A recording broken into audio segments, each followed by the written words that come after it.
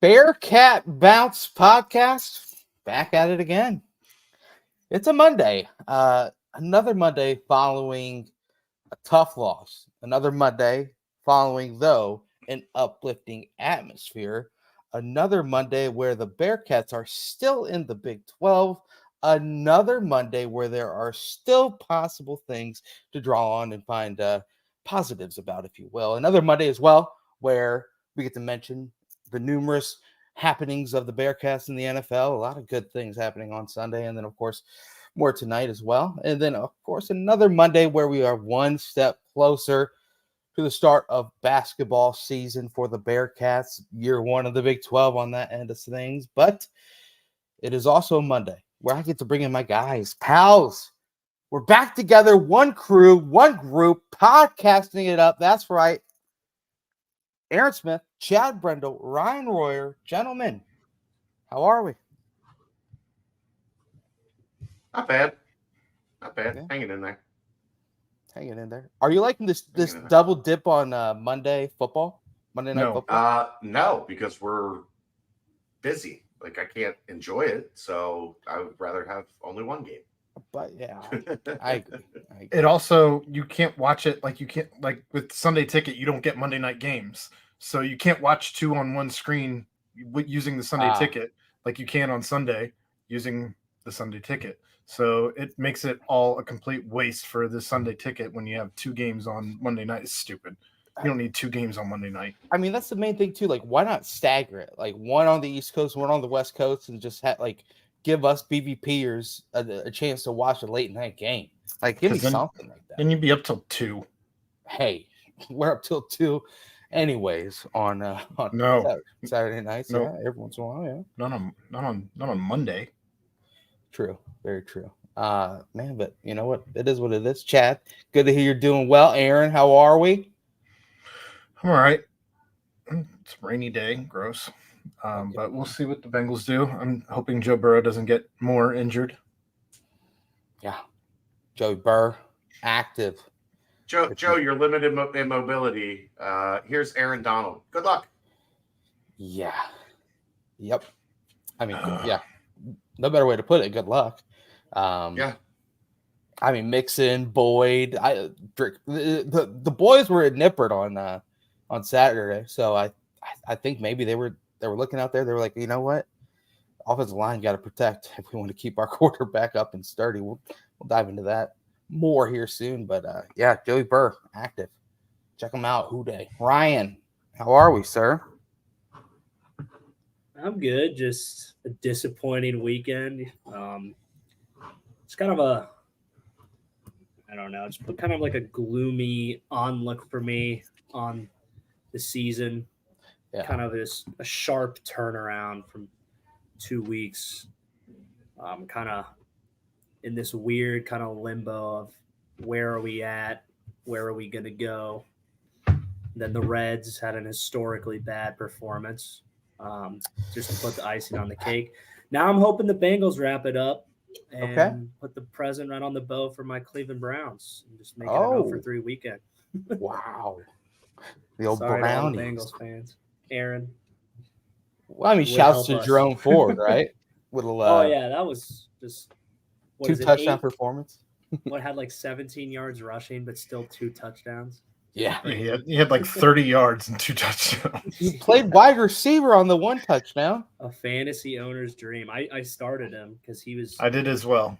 Yep, me too. I picked him up in the late rounds of my draft just because he's the backup to Chubb, and I know he's obviously really good, but never ever expected to start him.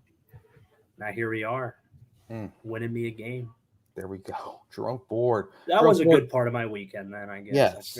That's a positive. And he threw out the Cats by 90 on Saturday. Ford did. So he's still involved. Still loving the old UC. Even though a lot of people mention Alabama running back and Cincinnati running back. That's the worst part when you have the old catch up on who Jerome Ford is. But yeah, got to give everyone their flowers. But yeah. Everything's good. Everything's good. Football is alive and well. There's a lot of things going on. And I tell you what, Bearcats have a quick turnaround. So we're going to go quickly into the discussion Hey, Chelsea, don't worry, it's coming up. But we're gonna quickly talk about how you got to go out to Provo, Utah. You got to play the BYU Cougs, the Cougars of BYU, and you got to get yourself ready to head out there. Ooh, long drive out to Provo, man. Feeling good about that one. Hey, long drive to Provo, Ryan. If you want to, head out there in your vehicle, make sure you head on over to Danco Transmission and Auto Care. Get it checked out. Get the oil change before you head out there. Don't want to get stuck out in the mountains somewhere in Utah and gotta drink, what is it, like 5% vodka or something like that. Like the very, very low alcohol content out there in Utah. You gotta make sure your car is working so you can get back to the crazy states. And that's head over to Danco Transmission and Auto Care. Get yourself 10% off the next fixing or $10 off your next oil change. Head on over. Tell Danco Joe that Ryan Royer sent you. Chad Brendel sent you. The BBP Bearcat Journal and Taylor Swift. Mention her as well. So yeah, obviously the topic of the day that we need to mention, topic of the weekend, of course, came out on Sunday that Taylor Swift and Travis Kelce look to be pretty doggone official. Let's go ahead and just not bury the lead and just bring it out on top. And I'm gonna open the floor here. A lot of excitement going on around former Bearcat Travis Kelce with the old Taylor Swift. How about that, Chad? Super trash. On the BYU. Aaron's gonna be a baby. Did he say we're on to BYU? Yeah. But yeah, I was surprised by that. I wouldn't think, just based on her vibe and people she's normally with, Travis kind of sticks out in a different way.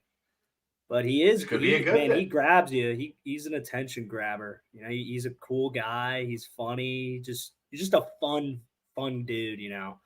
So I mean, even gets Taylor to gravitate towards him. She's chumming it up with Donna in the box. Oh yeah, she was all in. I mean, that's all. Dropping a let's effing go. Yeah. Yeah. After the touchdown, I was not expecting that. She was fully engaged. She was locked in. And she's an Eagles fan wearing Chiefs gear at the game. I mean, it's just it's allowed though, because of Jason and Travis. Like right. You're allowed to cross over there. Right. It's the one exception. I saw to Jason the rule quote tweeting. Yeah. Oh, that was so funny. What did he say? So Kelly Keys from Barstool. Yeah. She is like the Taylor reporter or whatever. Yeah. So she went on this, minute and a half. Travis is corny and he's overrated. And I saw that stupid rant. Yeah. And Jason was like, "Preach, go Eagles." Yeah. I mean, it's the thing about this is all the Swifties, they don't quite know who Travis Kelce is yet. Once he shows his charming yet kind of weird side, she's charming and kind of weird. Yeah. I mean, the whole thing is kind of surreal. If we're gonna completely come out and say it. I mean, he was a guy out there in New Orleans getting after it his freshman year at UC. Even a young Brent Young saw Travis out there. No one really knew who he was. Shouted out, "Hey, yo, Travis!" But you know what?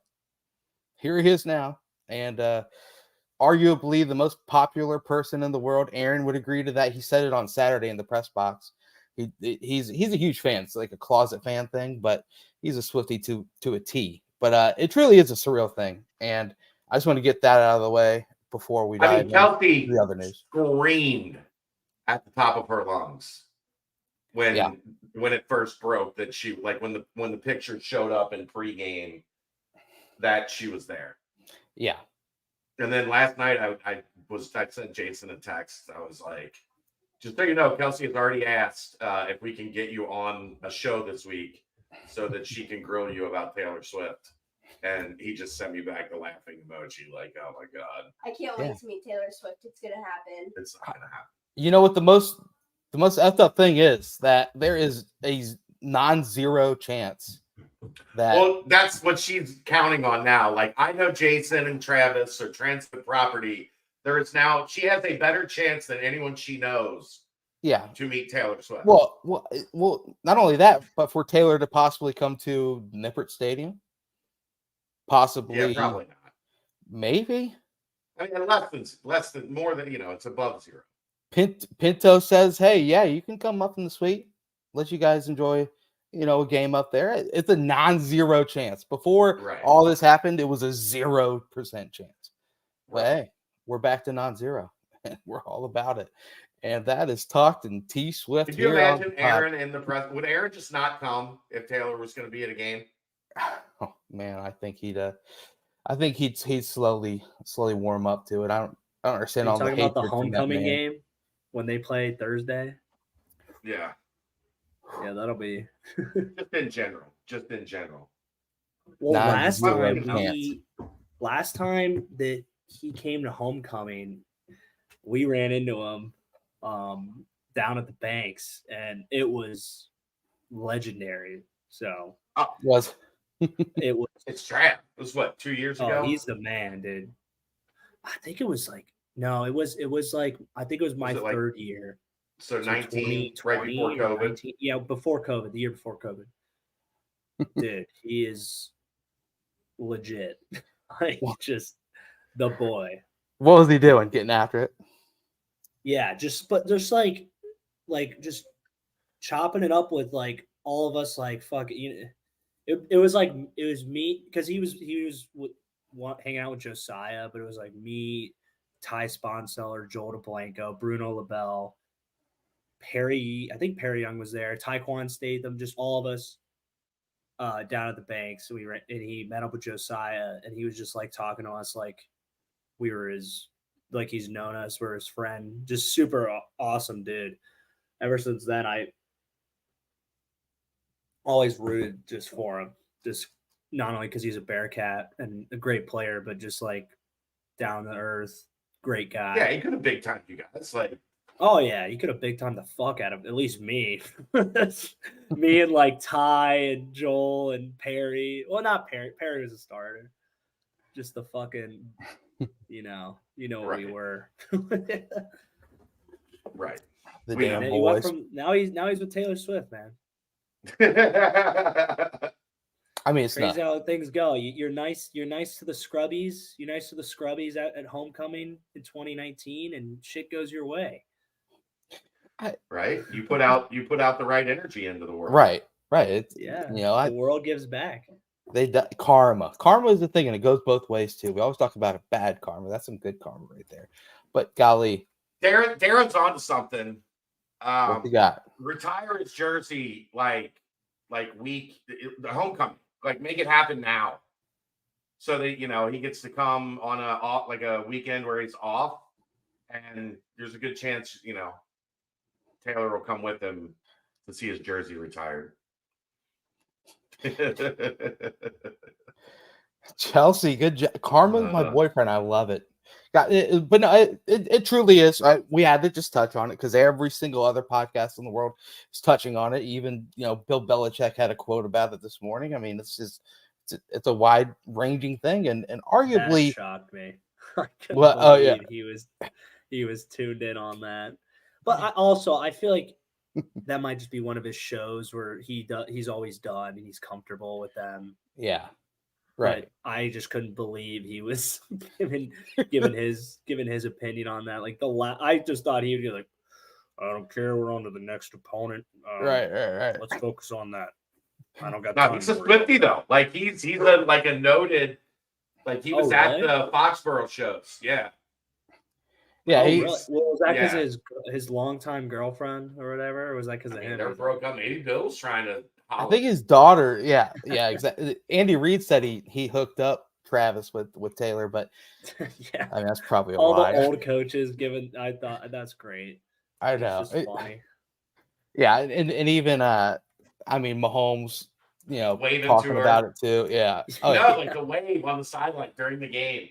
Amazing. That's how bad they beat the piss out of the Bears. No, it was funny. Where's she at? Oh, hi Taylor.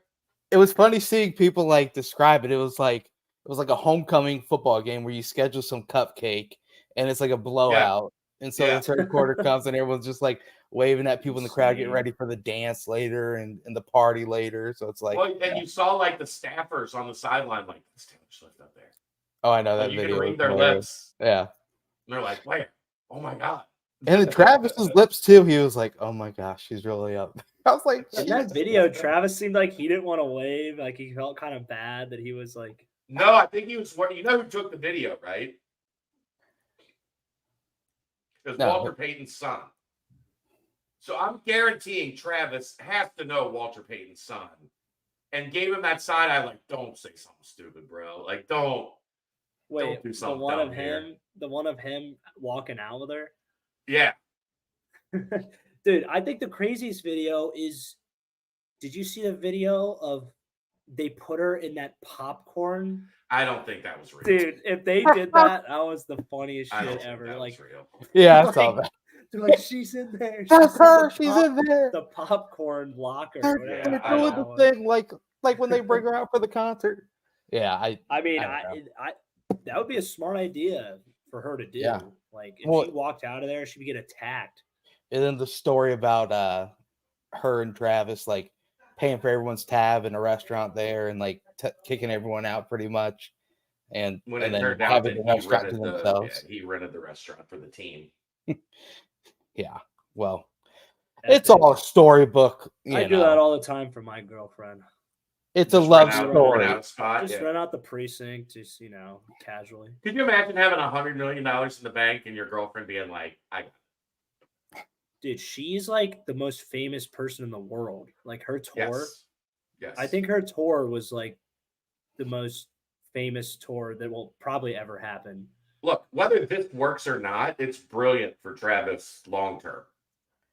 Do you Like, he will think be he's known doing by this? everyone. Do you think he's doing this for? No, I fame, think or do he's you he probably actually like likes having it? some fun, but like if it backfires, like you're still going to be one of the most famous people in the world. Oh yeah, dude. Yeah. Oh, The Swifties are crazy, man. You probably saw it firsthand, Chad. All the ones that were out there just Oh, yeah. listening, not even in there. That's the calmest group of people I've ever met. Everyone was so really? friendly and nice and like. Well, just like the love and dedication. Oh yeah. When I Yeah. say crazy, that's what I mean. Just like not in a bad way. Just Oh man, and Travis is lovable. He's he is who he is. yeah. Like you said, Royer, he's a boy. He is a typical He's football the boy. bro. He's a boy. He's just I mean, he's more than it though. He kind of has like an almost like an actor swaggy. right. He's just he almost has a kind of like a nose for the camera. Right. He knows what to say. That's like funny. Well, and like it's gonna- on their podcast, you could tell like he's kind of he's the boy, and Kelsey is like Jason is like he's the one that's gonna kind of put together pretty intelligent not that you know what I mean. It's just yeah, like Travis Travis has is- just got all the quotes, got all the one-liners. Yeah, exactly. The funny guy. Yeah. Travis was a basketball player and Jason was hockey, and I always say that because it's the perfect resemblance of the two guys. And that's just how each one of them went. And yeah, Chelsea, I agree. That's awesome. But yeah, I mean, it's a thing that we had to just touch on, because everyone is. And I think once the Swifties get to know Travis a little bit more, they're going to warm up to it. I think I saw a lot of people are against it, Swiftie wise, but hey, man, good for Travis. Keep it rolling. And there's the second that a picture of her rocking the C-Paw drops. He could have her posted up in one of the retro ones. Ooh, The throwbacks man. on Homecoming. Come on now. Come on. What now. what is the what's the name? I'm blanking on the name. What we call like the forum or whatever on Bearcat Journal. What do you guys call Carson it? Field? Carson No, Field just football board? your guys' chat box or your post forum is just gonna go absolutely bonkers over that. Oh yeah, the message Like board. Taylor Swift and like in the retro '90s C-Paw Jordan Tech or something. Oh, the old X for the Bearcat faithful will break. It'll go down. Oh yeah, but I'm saying I haven't even thrown on one of those things or found one of those things to even buy. And if you told me Taylor Swift would be rocking it before I was, I'd say you're insane. Hey man, I'm in for it. It'd be cool. Throw what and now, like I said earlier, there's a non-0% chance that she's gonna be rocking the Seapaw sometime here soon. So Now that's man. something I Yeah. think that will potentially happen is that you'll see her in a Seapaw. Oh, I don't yeah. think you'll see her in a game. Yeah. Man. Travis loves that shit. He loves repping Cincy. Oh Yeah, yeah. that's what I'm He saying. always gets the coolest shit too. It's like, I mean, if they're why is he really getting all like the if cool they shit? really are dating, What did he she'll do? be in a hoodie. Ooh. She'll be in a authentic, oh like one yeah, of his like the Seapaw team hoodies. issued gear. Oh yeah. Right. Little One of like the little quarter 2009 zip. Adidas Ew. Cincy football. little quarter zip. Little hoodie yeah. quarter zip. One of those. Ooh. Yeah. Okay. I'm getting a little too excited, but yeah, Down for Yeah, it. we're going a little far into this. it's happening. Yeah. What kind of Cincy gear are we fantasizing Taylor Swift wearing? I didn't think we'd be this deep. A in it. 0% chance, which is Like Aaron's been phenomenal. out of this for so damn long because we're so have- deep in it. We have absolutely the two opposite ends of the spectrum. Like Rory and I think are just kind of indifferent. Like whatever. Like it's interesting, but I don't really care. Brent cares. Yeah. And Aaron is so mad behind that blacked out screen. Well, then I cannot wait to hear what he Thought has that to we'd be say going this far in. about the football game that we took in on Saturday. Then, if we want to, should we timestamp this? There it is. That's a timestamp. All right, someone read it. The ghost. Hold on a second. Who wrote That's a that? timestamp. Brought to you by our good friends at Quick Paper Supply. They're your locally owned, family-owned restaurant supply company for all your non-food products. They service over 150 restaurants with weekly, low minimum next-day deliveries, providing a wide range of food service products from to-go containers, cups, custom printed products, eco-friendly, and much more.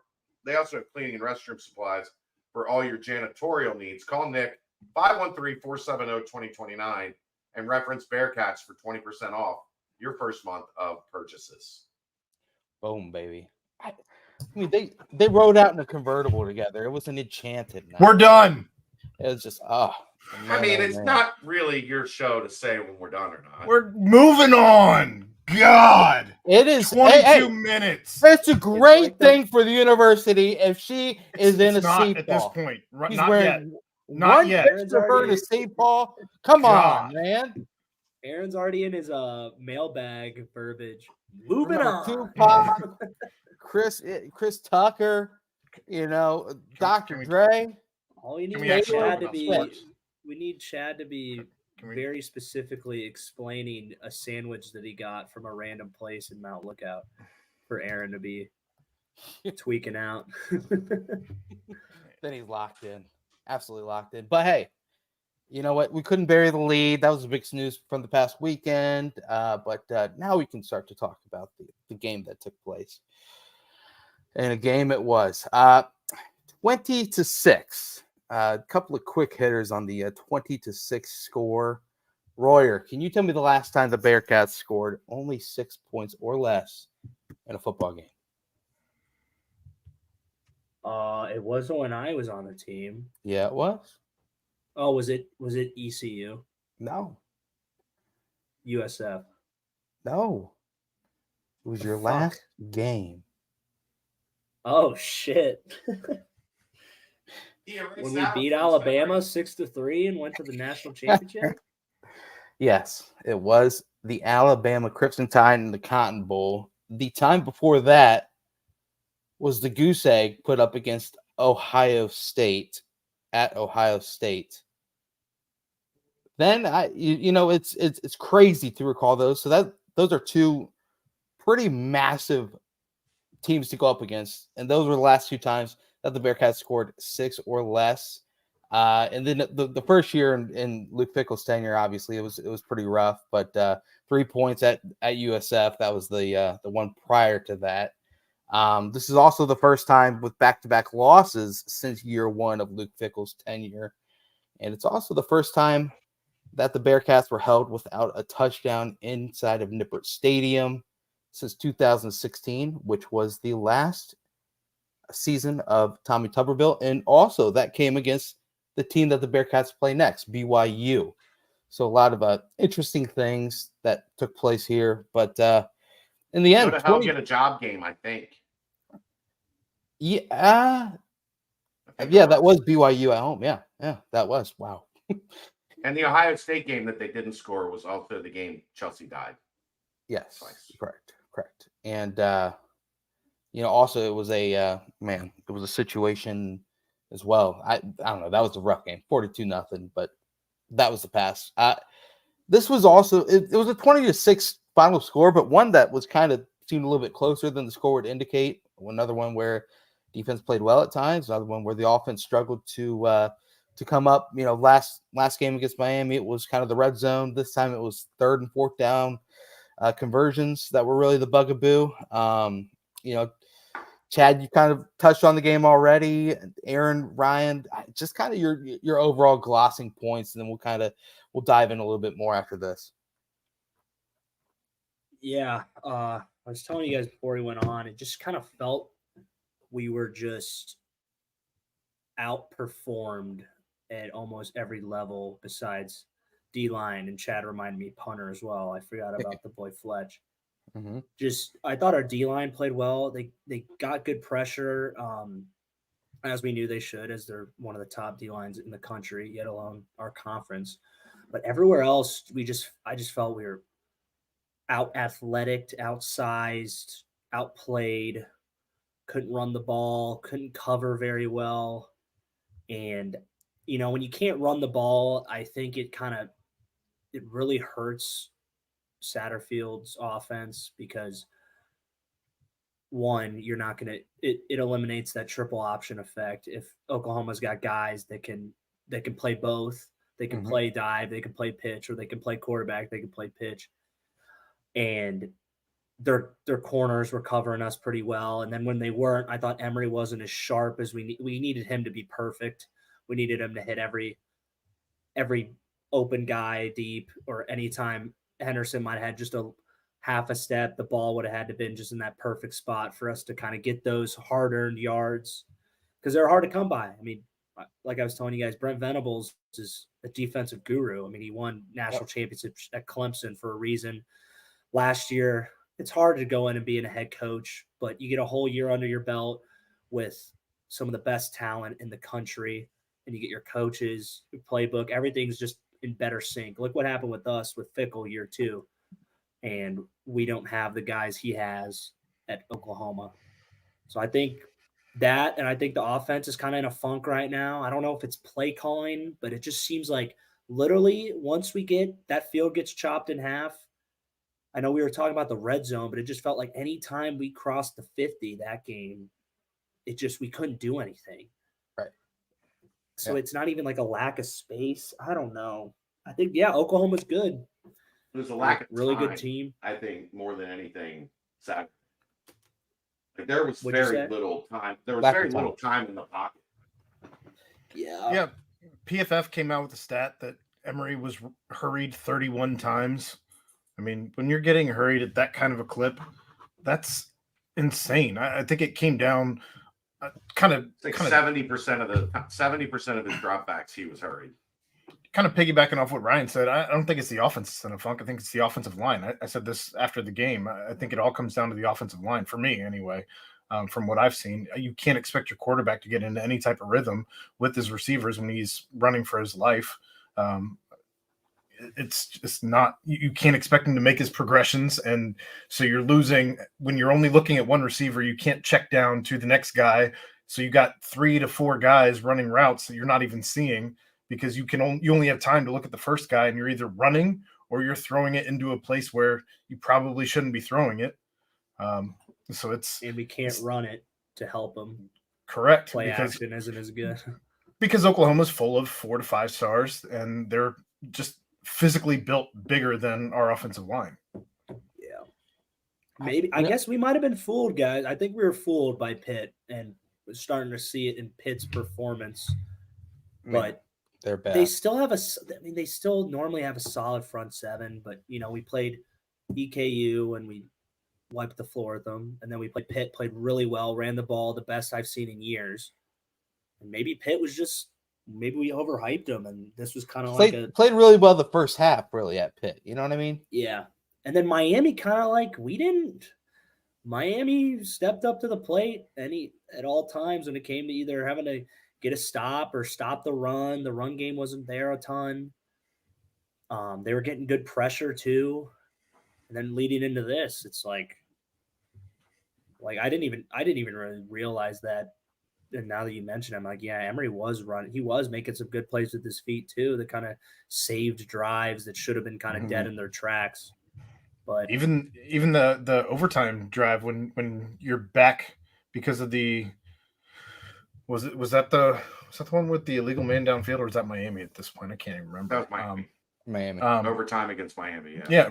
But I don't know. He's scrambling. He's doing everything that he can out there. And again, when you're only able to make one read and then you're having to take off, it's tough. And we had talked about before the season. I think Chad probably beat this drum louder than anybody. That interior he thought was where we were strongest. The guards and the center.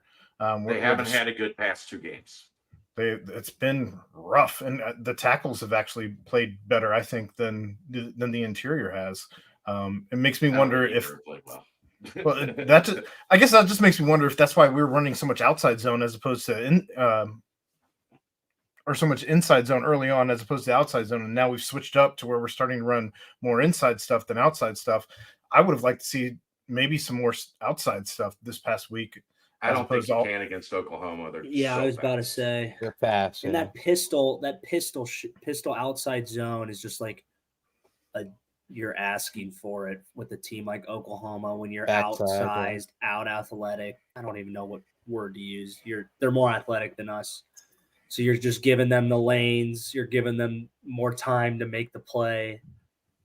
And yeah, I did see him actually take a snap under center, though. I thought that might make Chad happy. I thought they were going to try and do the Philadelphia special, but they did not. I was looking for it. I love the double pass. Yeah. Gosh, but even that was covered. Even then, he would have had to have made a perfect throw again. Right. Yeah. I mean, that was just like, Oklahoma was good. They're, people are starting to finally talk about them, and they're I still don't think Dylan Gabriel's good. Right. Well, that's a funny thing. Aaron and I were talking up in the press box a little bit how, hey, Dylan Gabriel's kind of struggling. Something about him playing the Bearcats or playing at Nip kind of really gets him, out of his comfort zone, I think. But Something about his mechanics too that just is kind of like unnatural, kind of forced. Right, he's like throwing his upper body. It's probably because he's the lefty too, which is just like looks weird. Yeah. Like people said that normally lefties got kind of like that smooth. They have the smooth motion, right? Kind of same thing in basketball. Like every lefty and every lefty quarterback, they all have that very similar throwing mechanic, and it just seems so smooth. But his is just really like throwing his whole chest with the ball. It's weird. I don't know. We'll see how he does. But the thing is, they've got a backup quarterback who's probably better than Dylan Gabriel at this point. But Dylan's had a great season up to this point, so they can't really do anything to move on from him. But we're not going to face many other great defenses in this conference. So. Right, exactly. That game against Texas will be a true barometer, but they're starting to get a lot of talk nationally. The metrics love Oklahoma.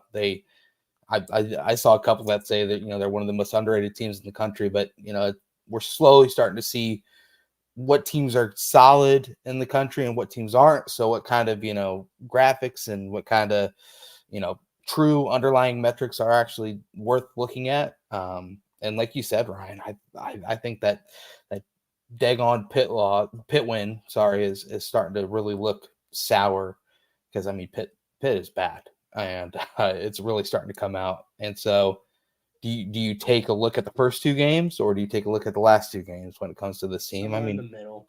Yeah. Yeah. And I think the reality is we knew at some point this offense with 10 new starters was going to face adversity. It just happened in a different order than we thought, because what happened was they put a bunch of good stuff on tape in that first game and a half, 2 games, whatever. And teams got a chance to, now they've got, you go into the season Nobody knows what a Scott Satterfield offense looks like. Nobody knows like what a reimagined Cincinnati looks like. So they go out and they look good, but now you put everything on tape, and then Miami had some success, and Oklahoma's able to say, we can do that a lot better than Miami did. Yeah. And they did. But it baffles me with Miami, 580 yards of offense. And what did we have? 24 points, 28 points? I don't remember. This 24. week we have 400 yards of offense and 6 points. Could have been 9 without the missed 20, however far that was. But like that's like insane to me. So like the offense is like producing, and literally I told you guys, if you would have told me that Oklahoma scored 20 points, I would say we win 10 out of 10 times. Like I would have said that. Could have been 12 if they had gone for the field goal instead of going for it on 4th and 2 from the 9. Yeah. Yeah, but even then we still would have lost 13-12. Yeah. Which is just fucked. Like that's just an insane. Like if you would have told me the score would have been 13-12 or 20-12, I would have been like, yeah, fucking right. There's no way. I mean, that's the thing too, is like Oklahoma, sure, they had a coaching change and whatnot, and Venables is more of a defensive mind, but the thing is Oklahoma scores the football. They have historically scored the football. They have had prolific offenses. I did the same little quick dive into the history, and I mean the last time that they won a football game scoring 20 or less points, it's only happened once in the last decade, and that came against West Virginia, like back in, I don't know, it was like 4 or 5 years ago. So I mean, Cincinnati's defense did everything that they needed to in order to stay in that game, stay there ready. It just was it's a tough thing, and in the post-game presser, Satterfield continuously mentioned fundamentals and execution are the 2 reasons why they've struggled, against Miami in the red zone, and then in this game on 3rd and 4th down scenarios. I mean, are those just 2 easy words to throw out there as something to say? Right. Where do you think that shows most, I guess I would say? I think the thing that shows most is when they're in high leverage situations, Emory has a quick trigger, and a lot of that is because the protection in high leverage situations isn't holding up. So I think it's twofold. Like the easy thing for fans to do is blame the coach, play calling, because you don't know the play. Right. So it's easy to blame the coach and say he called a bad play when you have absolutely no fucking clue what the play was. Like that makes it easy. Oh, it was the play. The play, coach got called better play. But if you go back and look on the backside of a lot of those plays, guys are wide open. Like the interception that Emory admitted was a bad read. Yeah. He didn't read the safety staying over the top for help. If he looks that safety off and comes back, he had a wide open touchdown. Right. So, but how much he's not anticipating, he doesn't trust right now. Yeah. That there's going to be a lot of time. Like he's not trusting that I've got a chance to go frontside, backside. He has no reason to. Well, yeah. I mean, he has no trust in that I've got the time to go through my progressions and read the defense, because the offensive line hasn't given him the ability to have that trust. Now, some of it, especially Miami and Oklahoma, they were overloading and getting free runners. Like in the first half of that game, they had to have had 4 free runners at Emory, where up the middle, mostly all of them. Yeah, right up the A gap or the B gap, and then right in his face. I think one of them might have been the C gap, where they kind of delayed a blitz in between the tackle and the guard. But for the most part, like he's not. And the other thing, we talked about this Saturday night, the average third down was 8.1 yards. Right. And what was it, Aaron? 7 of them were 9 or more. I think you said you looked up. If I can pull it up real quick. But I think 7 of them were 9 or more yards. Right. You are not going to convert against Oklahoma constantly in 3rd and 9, 3rd and 12, Yeah. 3rd and 10. Like, it's not going to happen. So they're having success. 2 of 7 from 9+. Yeah. So 7 And of the one 15, was that almost crazy half. run by Yeah, Emory. yeah. So you're not going to have a lot of success doing that. They are. It's almost like if they don't have success on first down, they're in trouble. 2 of 10 from 5+. Yeah. So they're on those plays on first down where they're hitting those hitch routes. They're kind of going quick game. DBs are playing off. They're taking what the defense is giving them. Like, okay, well, it's 2nd and 2. Then we're going. Like, we're good. We're in a rhythm. We're good. Or they run for 4 to 5 yards. Right. But when they get in a situation where it's 2nd and long, not even the 3rd and long, when it's 2nd and long, they automatically like it's not clicking. So some of that got to figure out protection. Like, that's on Cardwell to figure out what do we have to do, you know. And I think maybe that, Ryan, tell me if this makes sense to you. I think the tape is showing that they're not great at tackle. So opponents are saying we can one-on-one their tackles. And Cincinnati's trying to help out to prevent pass rushing from outside. And Miami and Oklahoma have just said, we're coming A-gap. Like, we're coming right at your face, because you feel like your 2 guards and your center can handle one-on-one and can kind of, slide to help out the tackles where the pressure's coming.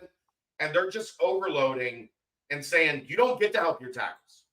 Like, you don't get to slide protection towards them so that, when our defensive end tries to cut back to the inside, you've got a guard there. No, we're coming right at you, right at the point of attack.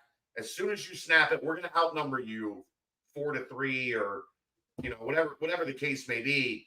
Like, I think defensive coordinators have looked at that and said, like, this is where it's smart to attack, because they're so worried about things happening outside that we're going to cause them crazy issues on the inside. Does that? Yeah. Yes. No, you're right on. And so what I'm scared about is we are in the same spot we were in last year, but we don't have Ben. So we still have the problem, but we thought we had everything to get, like, at least alleviate it, but we're still in the same spot, which is concerning.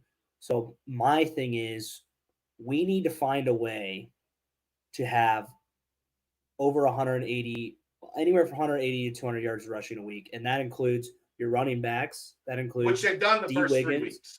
Yeah. That includes Emory scrambling. I think if we can have that, that is going to set us up in a way better spot, because, one, it keeps the defense on their toes.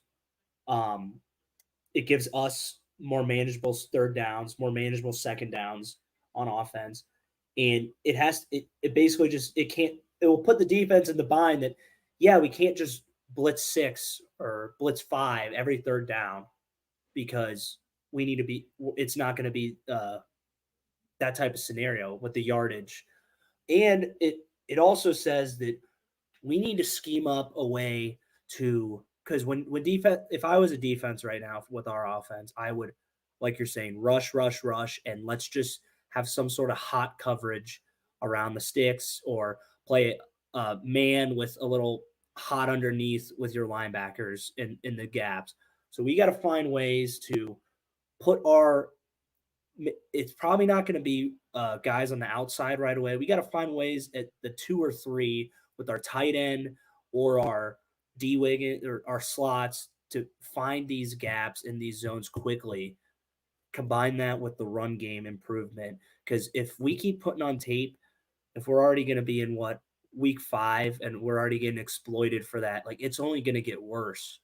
It's just going to get worse and worse, and teams are going to find they're just going to attack it even harder. Yeah. You we gotta like find it's different you have to avenues. adjust to the adjustment, okay, right? Right. Like teams have taken what you did the first 2 weeks, and they have said, okay, this is how we're gonna keep them away from what they did that was so successful in the first 2 weeks. And now you have to adjust to the adjustments. Like we talk about this all the time, and it's that part is on the coaching staff. It's also on Emory Jones and the offensive line to get to the backside of the play, to be able to say, okay, like they sniffed out that we're trying to go to Xavier Henderson here.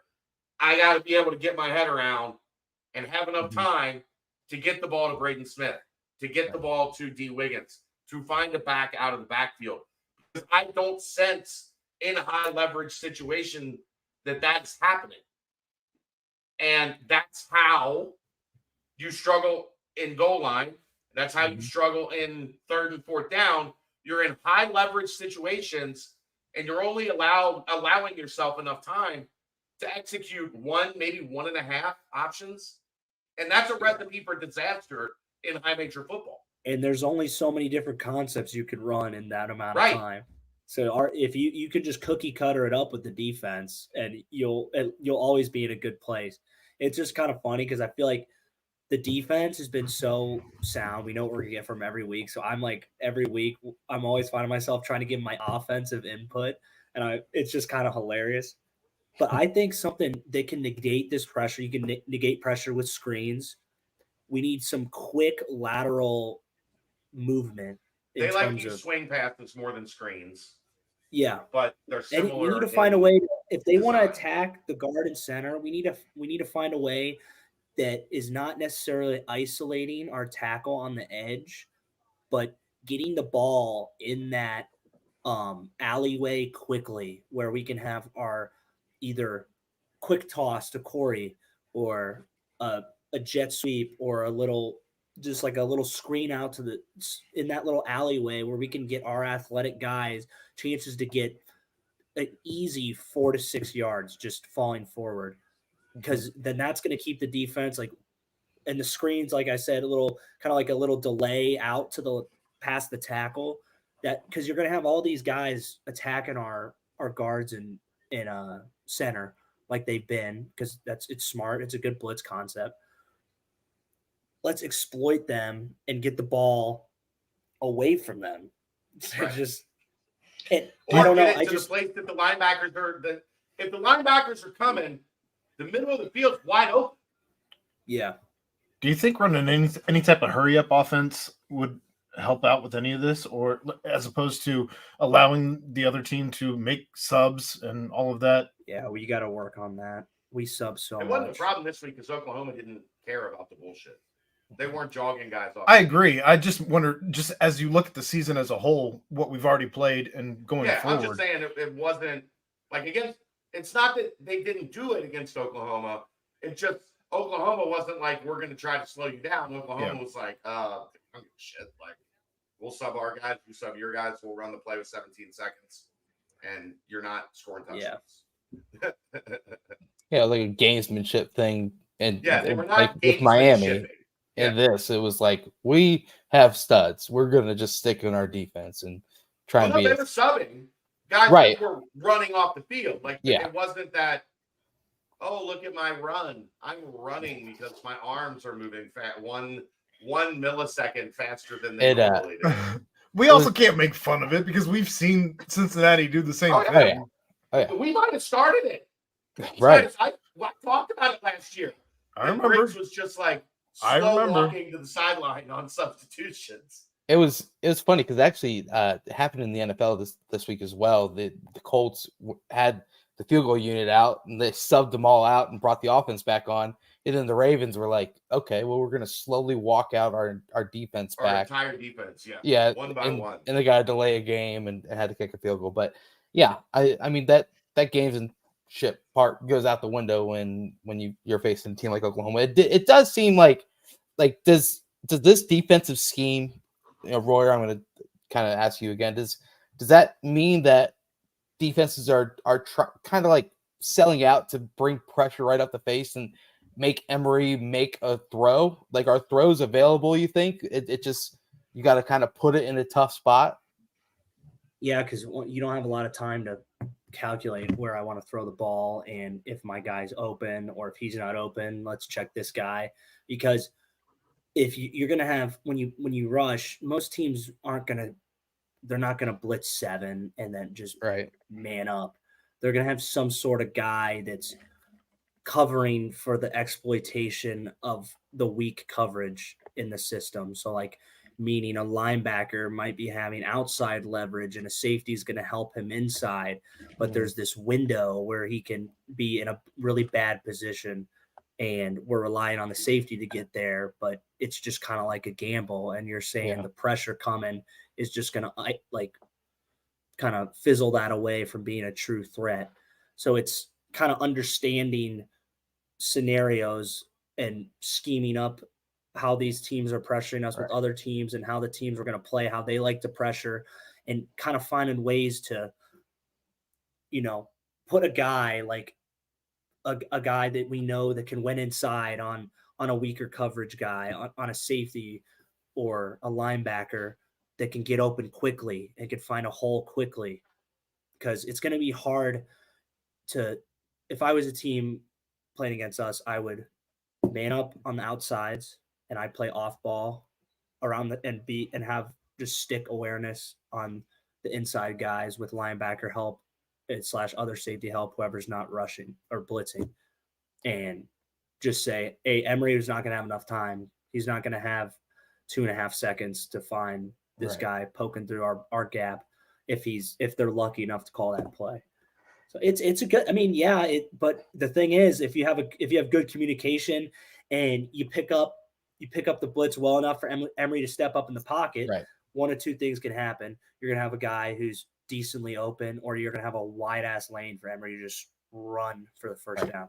Is this like a pre-snap thing at all, do you think? Or is this all stuff that just happens so quickly where you kind of identify and you got to make a decision after the snap? I mean, maybe you can do things with motion that kind of expose.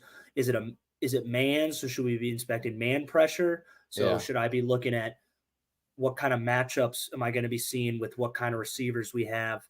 Or are they kind of just shifting? So am I thinking more zone? Should I check to a little hot route? Because we know we're in this formation. These guys are either coming up on the line, so I can anticipate this guy rushing or this guy dropping. Let's say that there's a 50% chance my slot is going to be open on his first hot route option. I'm looking at him right away. I don't need to step back and go through progressions. I don't need to look out wide.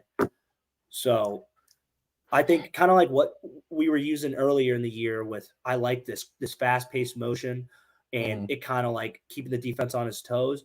But what we would do with Denbrock would be like that slower tight end motion, but it would kind of help take the time to see what is the defense in, how are they reacting to this motion. So I'd like to see something like, hey, let's send our slot quickly in motion, like we're gonna be doing some sort of jet play, but he just keeps going across the line. He just gets set. All right, what are they in? All right, we got 10 seconds to snap the ball. What do we think? We have a certain amount of scouting going on before the week. What do we think we're in? Let's make a quick check. Let's run the play. Stuff like that. That can help, because when you're in a pressure scheme, it's a very specific rules, and motions can kind of expose where like, you need this to guy's be. definitely coming. This guy's Well, it exposes man zone. Like, man you know zone, whether they're in man or they're in zone. Yeah, and like you can sometimes when a defense is in a pressure, like, motion puts you in a kind of abnormal check, and sometimes you can kind of get a sense for like a defense might be kind of freaking out, like, oh shit, here it is, point, oh here, and like they kind of like are a little bit not normal looking in their ways of how they're reacting or how they're shifting around versus how they normally do. But, the defense is going to try to keep that shit under wraps with their alignment, their response. But I think motion when dealing with pressure really does kind of give you some bit of an inkling of what they might be in, or if they're pressuring or not. So I think that would help. Maybe motion, screens. Quarterback draw isn't really working. We keep trying to do it. It's just Seems not like they working. Well, just yeah, they're collapsed sending heat so at the A fast. gap. Yeah. Yeah.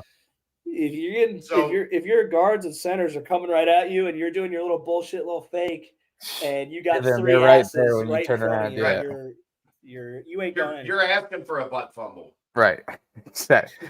Just gotta hope it doesn't happen. But so for me, it's kind of the situation as well, where now we bring up the run game, and if you look at it, there's 4 running backs that toe to the rock a little bit. Ethan Wright out there getting some carries as well, but all 4 running backs. So we're going to include Emery in this as well. So 5 players that carry the ball more than one time had at least one carry of 9 or more yards. And if you take Ethan Wright out of there, then each running back had a carry of at least 11 yards or more. But it's so spread out to the point where I guess, obviously Ryan Montgomery had the big game last week against Miami. He only had 3 carries in this one. Then you had 10 for Corey Kiner, 6 for Miles Montgomery. It's kind of the Miles Montgomery coming out party. He had a longest 6.2 yards per tote. But they didn't really use him until the second half when Right. Yeah, I was the going to ball say this was running kinda, running back by committee type approach situation, and I think Sat kind of did this last year at Louisville. I think he only had a couple of years there where he kind of had a bell cow back. Do you guys think this is the running back by committee approach is holding back the opportunity for someone to kind of get a feel for what the defense is showing or anything, or you think I just think that's a reaction to the Oklahoma game. They found a hot back in 3 of the 4 games. Right. Well, I mean, I'm just asking this one in particular. I'm Because we're answering. not talking about If you ask, I'm allowed to answer, right? No, I know. But I'm just saying that in this one, My it seems answer is no. like there was certain backs that had these open attacks, and then they just continue to try and rotate in. But it's worked in 3 of the 4 games. Yeah. And they've had great rushing attacks. Maybe we just say Oklahoma had a really good defense. Yeah, they gave up a couple, they're not even, as Aaron would define them, they are not even close to, they're not even half chunk plays. Right. Where they, they had a run for 8 or 9 yards, but that, like every other run was 2 or 1 or minus 2. So I don't think any of them got hot until Miles did a little bit in the second half. And maybe, I guess is the argument you should have tried him earlier, but they did a little bit and he didn't have a lot of success either early. So I don't think so far we're seeing the negative side of rotating, like having a little different look from your different backs to see which one maybe is going to be hot that day. I just think Oklahoma, especially early, like that's kind of, I guess I would say that's the downside to trying to find out who's your hot hand that day. Is if the other team stops you early, then your impression early is that, okay, well, we're just not going to be able to run the ball that well today. Yeah. They've got an answer for all of our backs. Like maybe today we're just not going to be able to run the ball. So you kind of get away from running the ball or being as aggressive with it as you normally would be, which I think it can also go back to not being able, outside zone is not going to be a thing against a team like Oklahoma. Fortunately, like they don't play any defenses like Oklahoma the rest of the way. So David said the backs just aren't beating their one-on-ones. That, and I would agree. I would disagree strongly with Monty. He's the one that wants to juke. Like he's the one that wants to make those little, jump stop or like little cuts. That's kind of his running style. Corey's the one that's been, I think, just lowering his shoulder and trying to at times run over people when the hole isn't there. I just don't think there were a lot of holes through the first quarter and a half. Corey kind of slipped on that one, but there's another safety I coming think in. all our backs when they're one-on-ones. I just think that overall the O-line just was not able to provide them with ideal one-on-one scenarios. Right. Yeah, the one-on-one thing, Ryan, I think has merit because they didn't win a lot of one-on-one battles against Miami, especially in the red zone. Where the line got it blocked up, they had a one-on-one. and the guy brought him down, like I on see what you're contact. Mm-hmm. Yeah. So I think that's where people are frustrated and saying, why aren't they able to win their one-on-ones? Is because that Miami image is still stuck in your mind. Yeah. I don't think there were a lot of one-on-ones that they missed against Oklahoma. Yeah, like there you was need to get probably in three. the end zone when it's like when you're like getting 2 runs from the 4, stuff like Yeah. that is what you're saying. Yeah. Yeah. Yeah. I think there And was they like generated those one-on-ones. They Yeah. just didn't win them. Right. People are definitely piling together both of the past 2 games and trying to marry them into one. But yeah, I mean, I guess one bright note, and then I'm going to talk about a very bright note after this. Offensively, though, yes, there was one drop that was a pretty massive drop, but it did feel good to see Shaman get a little bit more, action in this game, if you will. Can't drop that ball, man. Yeah, that Shaman drop. knows I love him. You can't drop that ball. He knows it. Yeah, he knows. But it was definitely good to see him start to get involved with the offense a little bit more. You saw the unbelievable potential that he has with that one sideline catch and run. I was thinking he was going to hurdle that guy and take it for 6. But hey, it was a good play on the sideline. And then had a couple more short, had that kind of diving catch as well. So good to see Shaman getting involved, and that'd be good to have just another weapon that the defense has to make sure they attest to, because it did seem like there was a handful of plays where and obviously this is due to formations or staying in the block and help with protection, but it seemed like on a handful of plays there was only 3 guys going out for on a route and he set it down, but every play is different. That's what you have to do when they're starting to bring the pressure too much, right? Snaps the ball. Like, but they had to do something. Yeah. Stop the free rushers. Like, guys were just running. Like, they had to, whether it's an H-back or a tight end that is more of an inline or a running back that has to sacrifice and just try to blow up whoever's coming through the A-gap. Like, you have to do something to not allow Oklahoma just having a guy in Emory's face a half a second after the ball snapped. Yeah. So, I mean, anything more offensively? I mean, Aaron, you got anything on the offensive side? I think it was more of I don't know.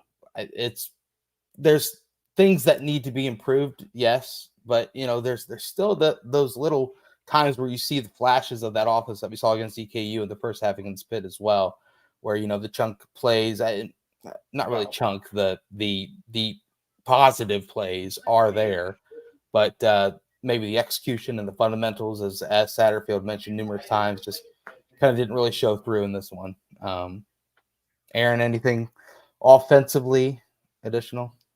Like I talked about it Saturday night on the live nightcap, where for me it's just the offensive line again and again and again. So I'm not going to continue to say any more on that. Speaking of offensive line, real quick, your thoughts on the circus formation: tackles out wide and 3 linemen in to block it. It produced the first down. Yeah, so hard at it. I couldn't believe it worked. I was like, this looks so stupid, and this is normally the thing that just gets fucked up like right away the first time they tried. They're like, all right, throw that out, but it kind of worked, I guess. And the funny thing is, they ran it each time. Yeah, up the middle. I couldn't believe what I was watching. I was like, well, that puts a ton of pressure on your defense. Ryan, doesn't that put a ton of pressure on your defense to guard that screen to the outside where you have an offensive lineman out there?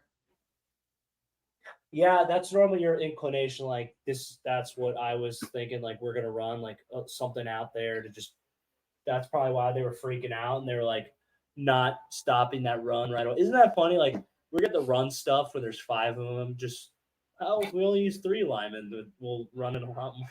Yeah, why not? Why not? The old circus formation. Yeah, I mean, Sat said that they just had to get creative and find ways to pick up yards, and it worked. So I'm sure we'll see a little bit more of that. Not necessarily. Well, I mean, he made a great point. Like, if you're facing a Brent Venables team and the defense is clicking, you got to do something to get them uncomfortable. Like you got to do something to where they're not just pin our ears back. We're coming to get you. Good luck. Yeah, and which is why you saw that trick play. That even still, it was a tough pass to make. I think that was obviously the design is you have to go to Peyton on that, and it was there a little high, but still it was good pass defense as well. I mean, Peyton had a little bit of area, and Braden tried to put it in there. So, I mean, I thought it was a good time for it, and I thought, hey, if you're playing Miami, that's probably a touchdown. If you're playing Oklahoma, they're going to a little bit more keen to be able to react and recover. So it was good as well. Real quick before we move on to defense, how about that crowd? That was a phenomenal crowd, unbelievable. The feeling out on the field, 3 loudest I've ever heard it. Yeah. Oh, dude, the field before the game, you could just kind of get the. What was 1 and 2, Chad? Oh man, I got it. My number 1 is the championship of my senior year was the loudest I ever Houston. heard. Yeah. Yeah. Not even close. UCF. If we're doing just the recent window, that UCF game, the sauce coming out party, like that crowd was lubed up. Thursday night, nip at night, like. It was juiced. I do think it's funny how this works. I do think the loudest play I've ever heard at Nippert Stadium was that 3rd and 19 with them at the 3-yard line. Because it was loud, right? Like it was loud early in the play. And then Gabriel went up to the line to check. And it was like somebody just took the volume from 8 and like spun it to like 35 because it went from like I was talking to somebody that was standing right next to me about it like as the play started and we're like, damn, this is loud. And then all of a sudden the volume cranked and we were essentially just mouthing to each other. Like there was no ability standing 1 feet from each other to hear a sound that came out of his mouth. Like that, I think, was the loudest play I've ever heard. I will say the Oregon State game that kind of launched Brian Kelly's career, that one got really loud because I think everybody was so shocked at what happened. Like it was like a drunken celebration, right? Because all of a sudden, like, were you at the Rutgers D'Antonio game? I was not at that game. It was right before I really got started. I wonder how loud that was because that looked like a pretty awesome atmosphere too. I'm sure, but I think that one didn't sell out. Like I think it was still people didn't really like that was what made people buy in, but people weren't all the way bought in yet at that point. I think if that game was a 7:30 kick, that it would completely blow our minds. Oh, if the Oklahoma game was at night? Yeah. Oh my God. Unbelievable. Yeah. Like, because it's always hard to get, it's no matter how dedicated or big the game is, like when it's a noon kick, like, but also Royer, it's hard to be fucking juiced as possible. But also though, with big, the Big 12 was on hand, obviously, and then also the big noon kickoff. Fox on hand too. That fired up. That kind of had everyone juiced up, I tell you what, on the field before the game, it was unbelievable. Like it's the loudest noon game ever. I don't think that's even. It was unbelievable vibes. Shouts to Mark Ingram. Seems like he's bought in on the Bearcats. He loves doing down the drive. He really showed your boy Urban Meyer up, Royer. Urban was. Did you see some of those clips? Yeah. Did you see some of those clips? I think he's just messing with people. He knows what he's doing. Going with the OHIO. The dude played. Oh, man. Anyway, he has a degree from the University of Cincinnati. Played football and baseball for the Bearcats. Played with my uncle. But it is. The Rutgers game had an attendance of 34,526, and the stadium at that time had a capacity of 38,088. We didn't Yeah, have a full 40 somehow. No, because it's still like it wasn't like they were good, but not great under D'Antonio. Like it was building, but they weren't there yet. Were you talking about this game, Royer? Yeah, we didn't have we had 38 at the last game. I'm telling you that those damn corners, dude, they can't finish the damn job. You know I've talked about this, Chad. Look up in that corner. You'll see the empty seats up there. No, the past 2 games there have not been a single empty seat up there. Those seem not like a single empty seat up there. Those seem like it'd be a scary seat, dude. Like if you stood up and looked over, felt you would be falling down or something. I looked up there at I don't know, 10 minutes in the first quarter. I assumed that they must have filled up. I didn't look back. They did. There, so. They were absolutely full. Okay. But it's hard to get the fucking the club seats and those press box area up there. I feel like I feel like I'll never see the day when every one of those are sat in. Well, yeah, but the club seats, the people are there. They're just in the club. Yeah. Having cheese and crackers and a glass of wine. Yeah, that's where Taylor Swift and Travis Kelce will be watching the game next time. Nah, that's a president's suite. Oh, they won't be with the commoners. Pinto says, "Come on in, I got you guys. Come on, I got you."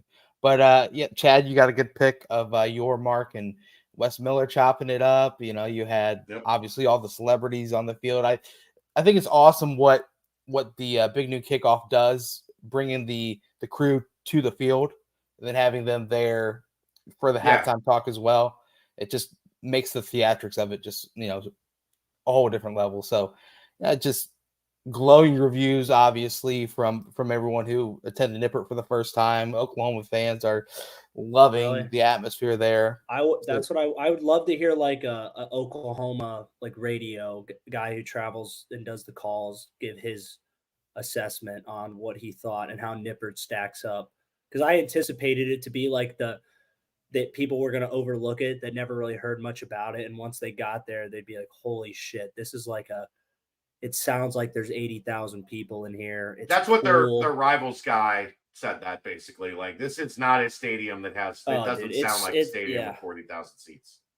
I always wondered what it would sound like from the stands, because obviously it sounds louder on the field when people are everyone's yelling at you in the same direction, and it was loud as hell in the first half. But it almost felt like the second half, it was just kind of people felt I felt hopeless. I was like, we can't do anything. They're just waiting for the big play, Just waiting. The energy wasn't nearly as strong as the first half, but I mean, that's what happens when I think if they make the field goal and it's 10-6 at halftime, the second half would have been just as gassed as the first. But I think when they blocked that field goal, it was like, man, we can't. We're not going to score a touchdown on these guys. I think that was. They didn't. And I mean, the only other score was a 54-yard field goal. Kudos to Carter Brown. I mean, shouts. Yeah. I said it. I was standing with some of the folks. I've made friends now with the people that own all the suites. I told everybody I would. They didn't block it. They just missed the field goal. The one he made, Aaron. Pay attention. You the said 54-yarder. You said the one they blocked. You said no. I said the 54-yarder, the one he bombed from 54 yards. Yeah, the man. Oh, he's got another prop this week. We got a full Reds player.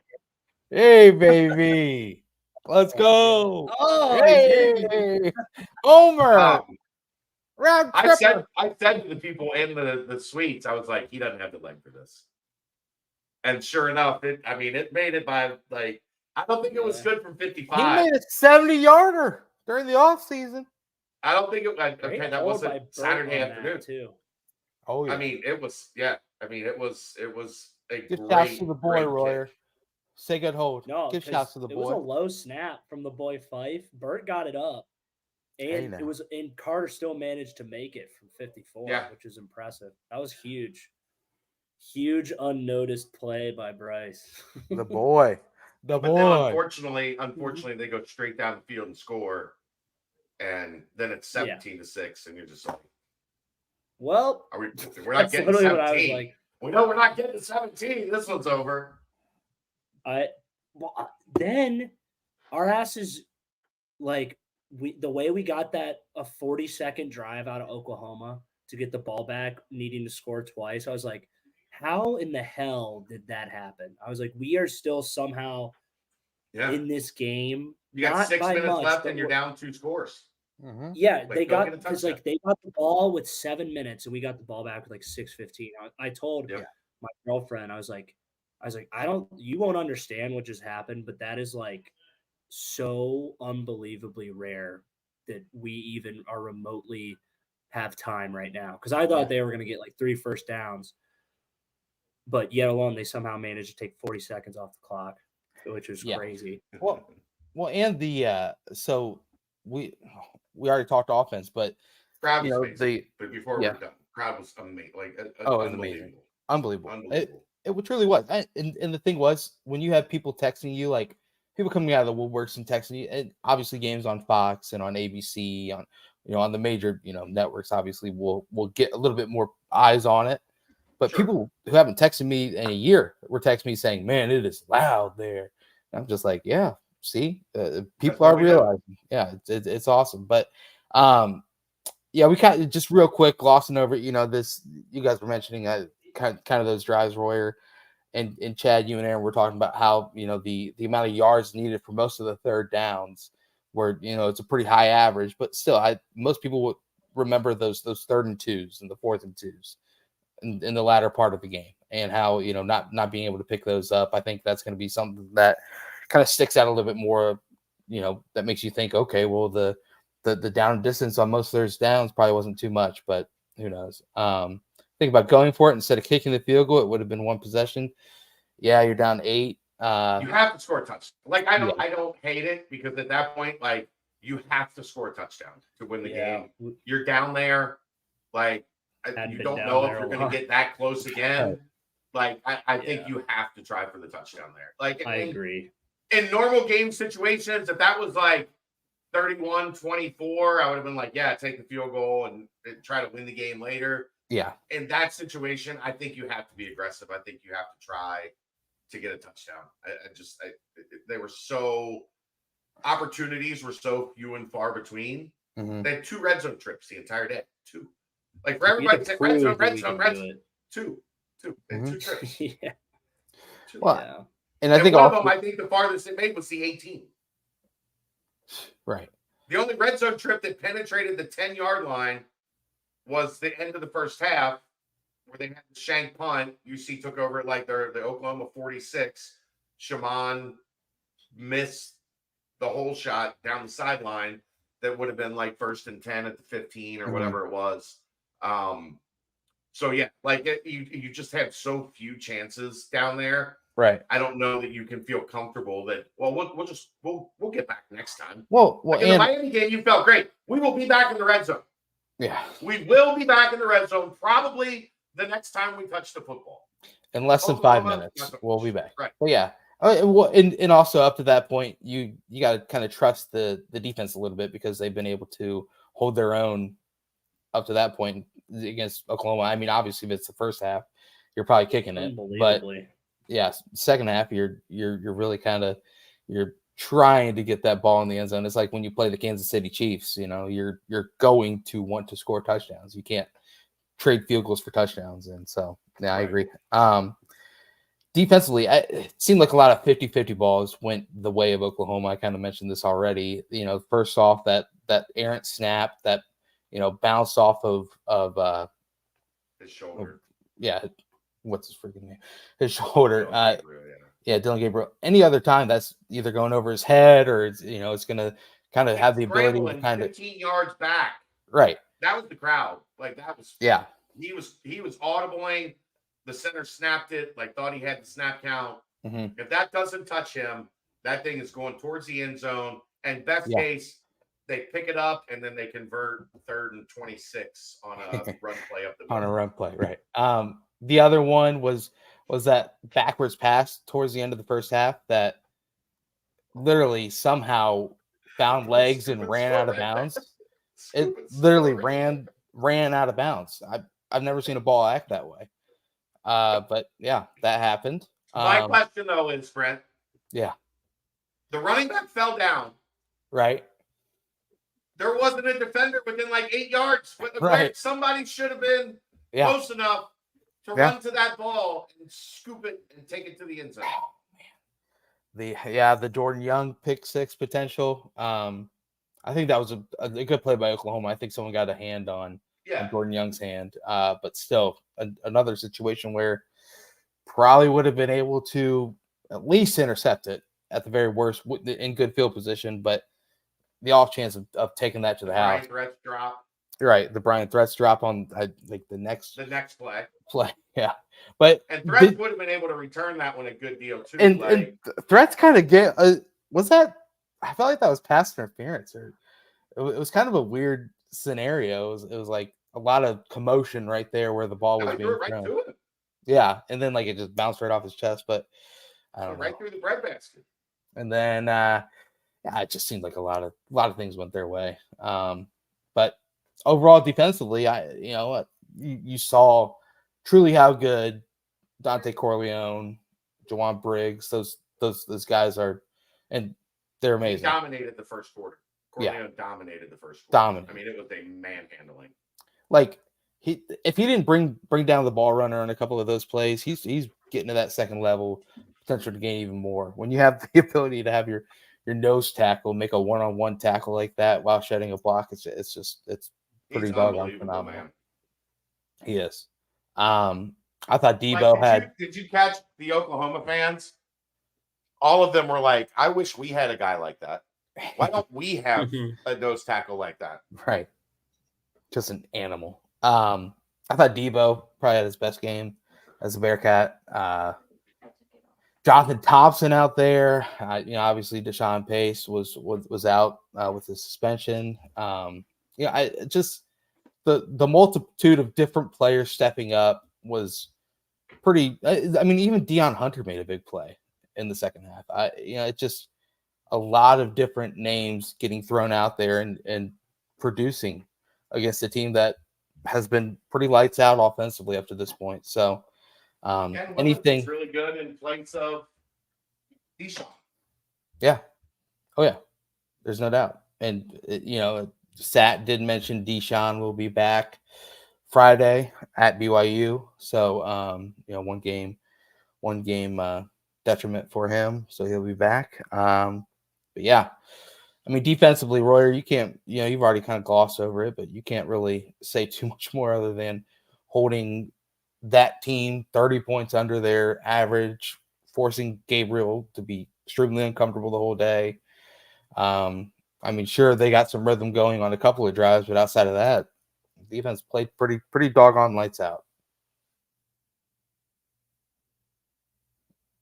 Yeah. All right. Yeah, I thought, like I said, with holding them to 20 points, I thought we'd win 10 out of 10 times. I mean, that's obviously, the defense. I thought the defense was going to get let up more points and kind of be exposed in different ways, kind of with an Oklahoma style offense, but they really just held their own. I think our D line played as advertised.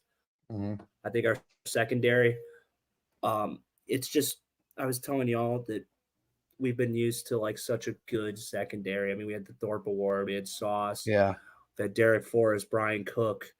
We've had just unbelievable secondary. I think now we don't have those guys. We have good guys, and I think sometimes they're playing to their potential, and sometimes they're not playing as well as they should be. And I know they'd be right there with me saying that they could play better, and that's it's kind of putting us in spots we're not really used to.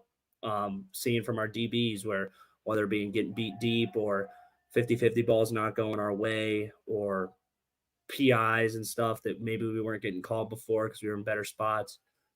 I think that's kind of been a little our chink in the armor for the defense right now. And linebackers are kind of banged up too.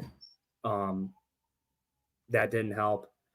No. But they still played damn good, dude. Damn good to be having Oklahoma at 20 points. Here's what I think's not being talked about. And I just haven't seen it yet, so we'll go first like we always do. There were early moments where the DBs seemed to have some trouble getting lined up. Yes, because no matter how much you practice for that tempo, Mhm. it is different live. It is just different how fast they go. And I am going to give a huge helmet sticker to the defense because Cincinnati ran more plays. They kept Oklahoma away from what they want to do, which is go fast and 8, 10, 12 yards you to death down the field over and over and over and over and over again. And Cincinnati did a great job. What they were, I know we talk about how bad Cincinnati was on third down. Oklahoma was only very marginally better. I think they only had 6 of 18, 6 of 17 on third down conversions. And that was the highest percentage. 6 of 16. Third down. Yeah, 6 of 16. That was the highest percentage third down conversion rate in the country. I think they were at 60% coming into this game. Yeah, they were. So, and Gabriel was lights out. Yeah. In those scenarios. Give them, the defense, even more credit for that because they did not let Oklahoma just what was my number one talking point last year that Aaron and I screamed at each other about over and over and over again was that part of the defense getting off getting more rest and not being on the field all the time. The tired get off the field on third down. You tire yourself out when you let the other team go 9 for 14 on third down. They did a phenomenal job keeping Oklahoma's offense off the field. Yeah. Cincinnati one time of possession and ran more plays. Mm-hmm. Oklahoma also averaged a down distance to go of 9.1 on third down. Yeah, so they did the same thing we're talking about. The defense put them in really difficult positions on third down. Part of that was because I didn't think Dylan Gabriel was under constant pressure. He had a lot of time back there at times, including that one. He was ever good. I don't think he was the one that he airmailed. He had all the time in the world, and that was a wide open. 6 yards. He might have been 6 years clear of the defense. Right, and he put it 3 yards past him. Sometimes you just don't have the juice against certain teams, and this is by far his worst game of the year. He still did get a rushing touchdown, had a passing touchdown as well, but still, it's something about playing at Nip, something about playing against the Bearcats. He gets a little off, if you will. But yeah, that's a good team. It truly is. They're obviously going to face a huge test against Texas. That'll be their measuring stick, barometer type game. But that's a good team, and I don't know. We could go on and on about different ways that we could have figured it out, but in the end, it was 20-6. You had numerous backups out there on defense. You had numerous chances on offense too. Just could not figure it out. I don't know. And any closing things on this game? We could go on and on, but it just, what, one of the best, most historic teams in the Big 12 that's leaving after this season came into Nip, and the Bearcats, for the most part, gave them all they could handle, and especially the crowd giving them all they could handle as well. So I think overall it's not an embarrassing showing that 42 to 10, and you're you're walking away this we don't belong type garbage. But it was one where there's some answers to questions that need to be out there, but still, I thought overall it was an okay Saturday minus the loss. More than respectable. Right. Now, there's no moral victories. You play to win the game. Right. But look, man, that could have been, if that thing gets ugly early, if Kansas is up 21-0 at the end of the first quarter, or Oklahoma's up 21-0 at the end of the first quarter, and we're talking about this was supposed to be one of the magical days in Nippert Stadium history, and everybody left by halftime. Yeah. It could have been real bad. And it wasn't real bad. They didn't win. No. That's the goal. I don't take any moral victories from it. I'm not celebrating or championing playing Oklahoma close. Right. But I thought they played in many areas. They played well. Oklahoma played better, and that's what happens most of what did we talk about last week? Cincinnati was going to need what Miami got, which is everything, every 50-50 thing broke Go for their way. Miami Yeah. in that game. Yep. Cincinnati didn't have what of those 50-50 things broke for Cincinnati? 54-yard field goal. That's about The it. 54-yard field goal. You're right. That's the one thing. The one 50-50 thing that broke for Cincinnati. Right. Everything else didn't bounce their way. You know, if that the backward pass and the kickoff that rolled sideways out of bounds out the back of the end zone, those still haunt me now. The 3rd and 19, you're going to get the ball back like at midfield. Yeah.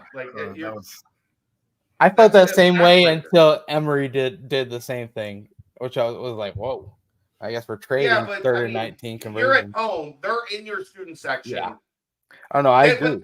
But Brent, the Emory thing, he escaped a pass rush and this is the design to run. They ran up the middle. Yeah. And got 20 yards on 3rd and 19. I don't understand how that happened. You can't let that happen. No. Can't happen. Right. Can't. Yeah. Especially on what might have been the loudest snap in the history of Nippert Stadium. I'm telling you. That is the single loudest snap I've ever heard in the history of that stadium. And the guy goes for 20 yards on a draw, a halfback draw up off of center. Yeah. A little bit to the left, cut it back right, and 21 yards later, first down. Insane. That was a spine crushing situation. Yeah. From the 3, they get 7 yards. They punt from the 10. Yeah. You get it at the 50, maybe your own 45 if they have a big punt. But that punter was dreadful. And also, Chad, how about back to that deep with that crowd on 4th down trying to get a punt? Right. I mean, it's just I don't know. One last shouts to the boy Mason Fletcher. Man, he did 4 different punts that all had positive finishes. That's just Mason Fletcher for you. I don't know. Anything in closing on this one, guys? You got on to BYU Friday night, quick turnaround, 10:30 p.m. kickoff. Determines live nightcap after the game. We lose that game, we will spiral. I will plant that flag right now. Only a 2-point spread in that game. I've had it as a law. I've had them at 2 and 3. You guys agree with me? Or am I crazy? No. I mean, I don't maybe they will. The bye week and then homecoming against Iowa State. That is a picture perfect. We're midway through the season. Let's get healthy. Let's figure things out, and let's go out and beat Iowa State. I just think they also on that play they missed 2 times. It's an attitude check. It's kind of like an attitude check because if you win the first 2 games and everyone's feeling good, and then let's see how you respond. All hell breaks loose. Then you get beat again, and then you get beat a 3rd time. It would kind of just be like, where's the locker room at? How are the guys? New staff, new locker room. I would just be nervous on things getting out of control. Yeah, but that's fair. For sure. I'd like to believe that wouldn't happen, but that would be my bet. It'd be Royer, have you ever trained in elevation? I have not. That's another. I didn't even think about that. Yeah, I wonder what that truly will be kind of a factor or not. Yeah, that's a good point. Especially with how seems like pretty beat up and tough back-to-back games in a short week. So hey, we all circled this one knowing it was going to be a tough one, but BYU's also a little beat up and just had a really tough game against a Kansas team that likes to run it right at you. They're pretty physical. Right. Yeah. And that's not what you think of when you think of Kansas football. That's a Kansas team that's pretty physical. I mean, good old Kansas, man. 2 points just went up to 2.5.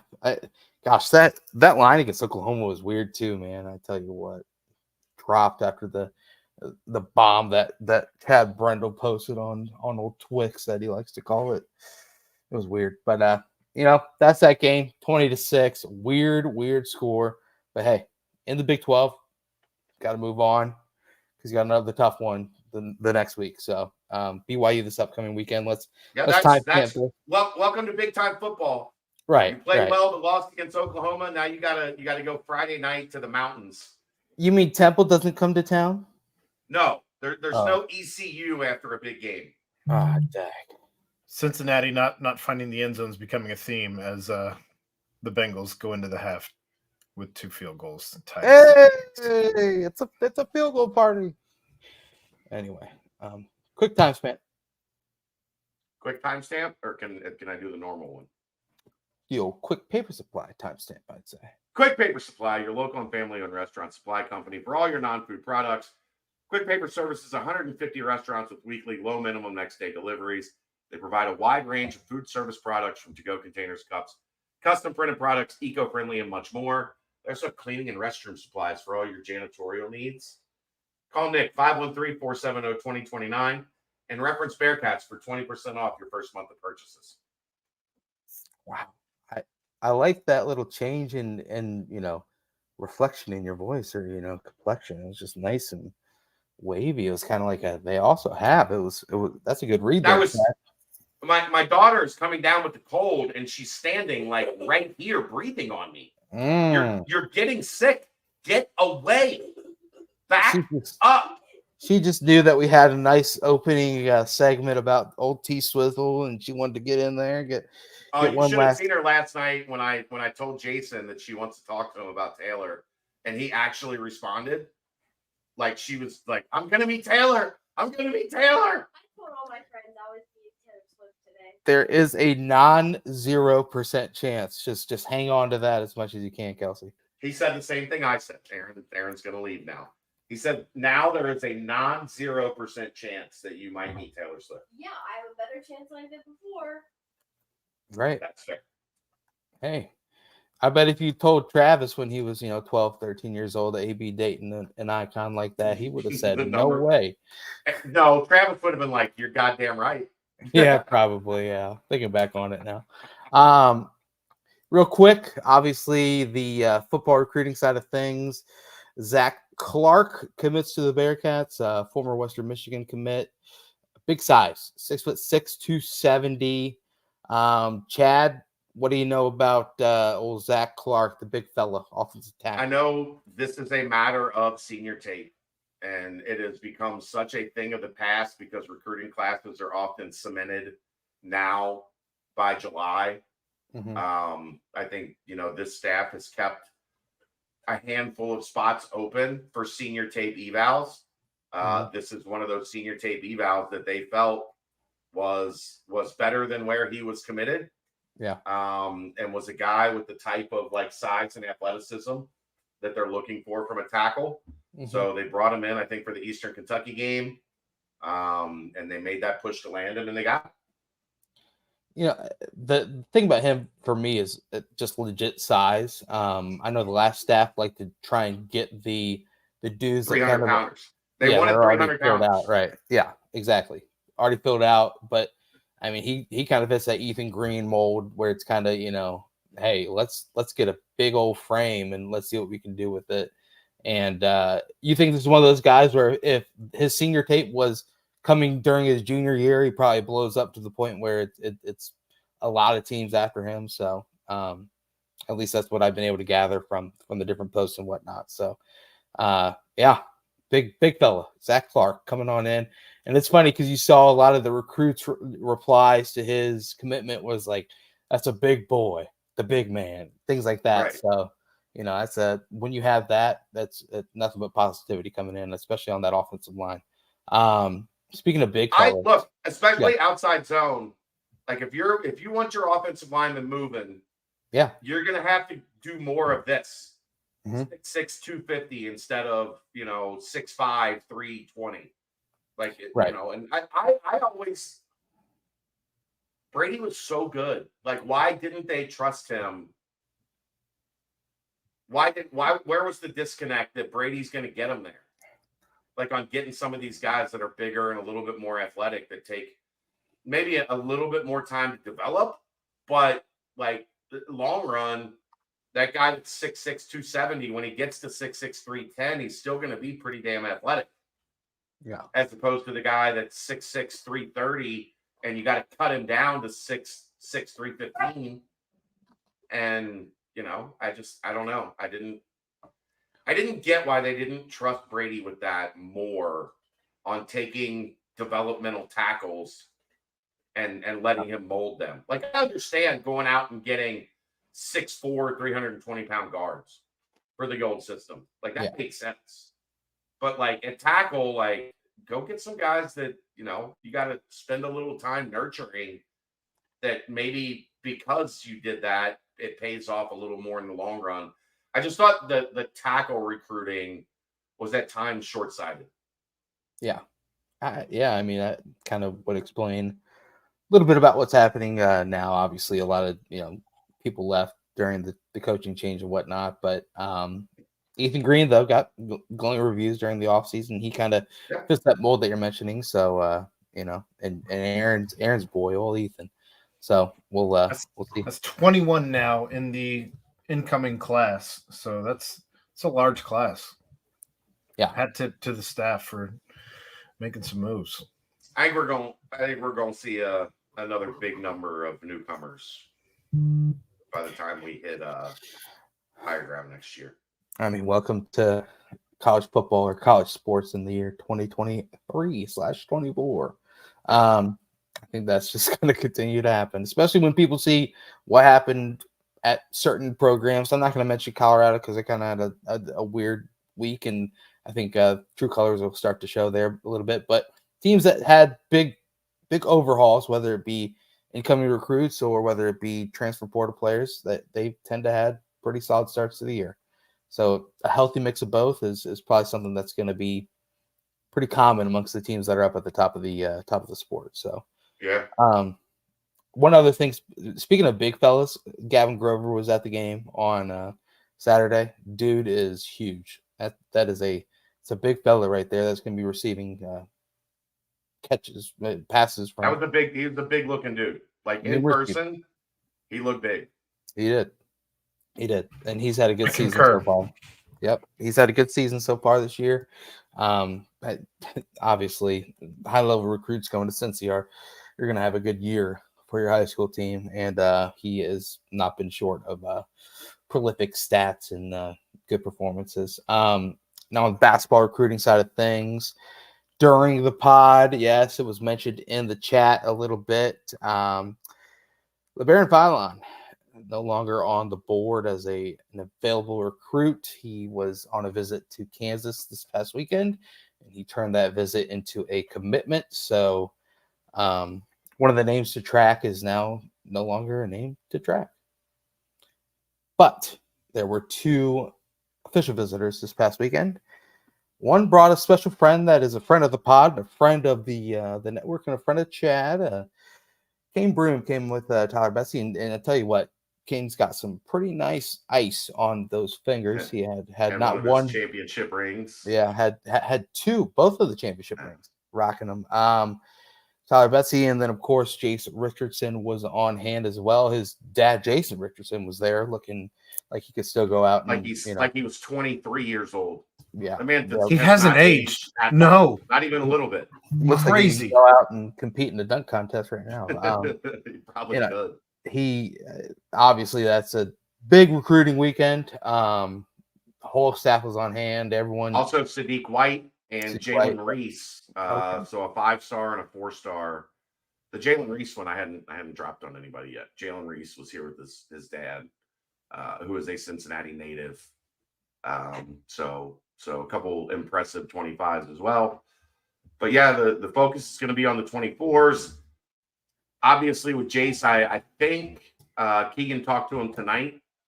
So that article will be up as soon as he gets done writing it. Hopefully tomorrow, but maybe Wednesday, given tomorrow is our full scale day at on campus. Are they still doing that same schedule? Obviously, Yeah, Tuesday press and conference then- at noon, and then the practice right after, as the puppies are getting after it. They get excited about when we talk about recruiting. Oh, So, babe. yeah. But I think with Jace, like, can you beat either Alabama and or Michigan State? Yeah, that's what. Yeah, It seems like Cincinnati's got an uphill battle, but we'll see how much the visit changed that fact, like how much Wes was able to talk to mom and dad and get them on board. From everything I've heard, it's going to be Jason's decision. It's not going to be just dad went to Michigan State, so I'm going to Michigan State, or right. whatever the case may be. So that one's going to be a battle, though. You're going to have to win that one. Tyler Betsy, I feel good about. I think Alabama and Cincinnati are kind of the two front runners there. Alabama's recruiting a couple other guys kind of for that same spot where he is, the primary target for that opening from Wes Miller and staff. So I think you can approach it a little differently if you're Wes. Like, look, we have focused on you for that spot. Like, we're not hedging our bets. We are all in on getting you to come here and be the guy that fills that stretch for hopefully eventually kind of bigger 3 type spot. He kind of looked like more. I mean, obviously we're just judging off someone in street clothes, but it looked like he had a frame where he could at least be that potential 3. Morph into his game's got a little bit more of a combo. Yeah, no, I know. I'm just saying he just didn't look like you see Tyler McKinley and you say that's a big man. He's a big guy. Yeah, Tyler's a big guy.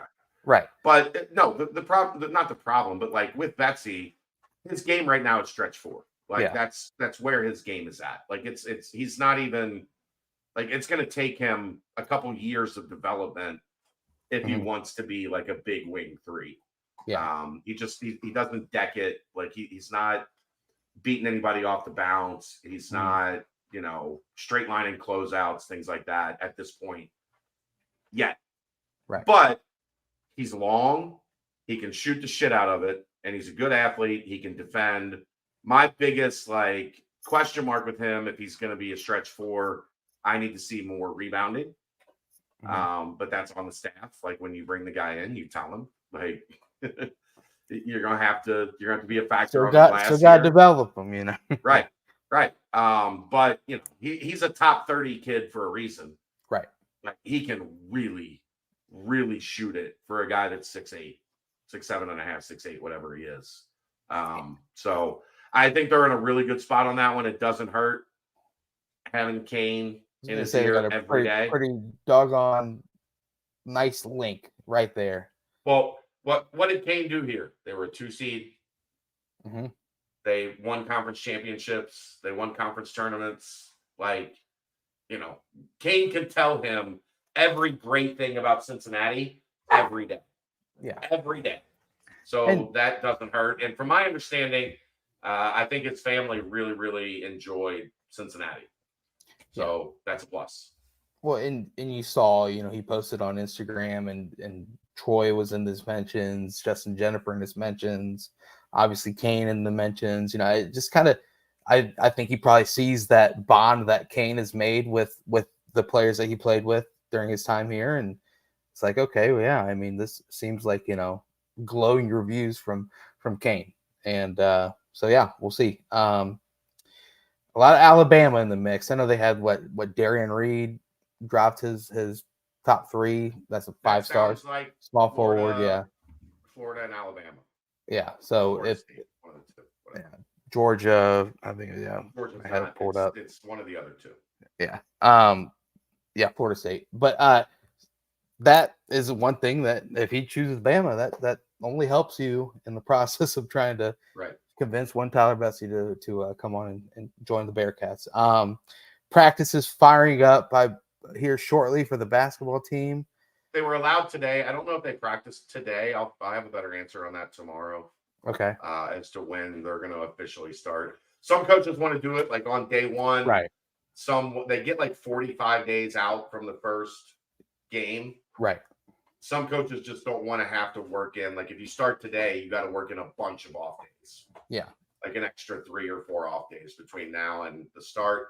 Some coaches like to wait 3, 4, 5 days before they jump in. So I should know tomorrow.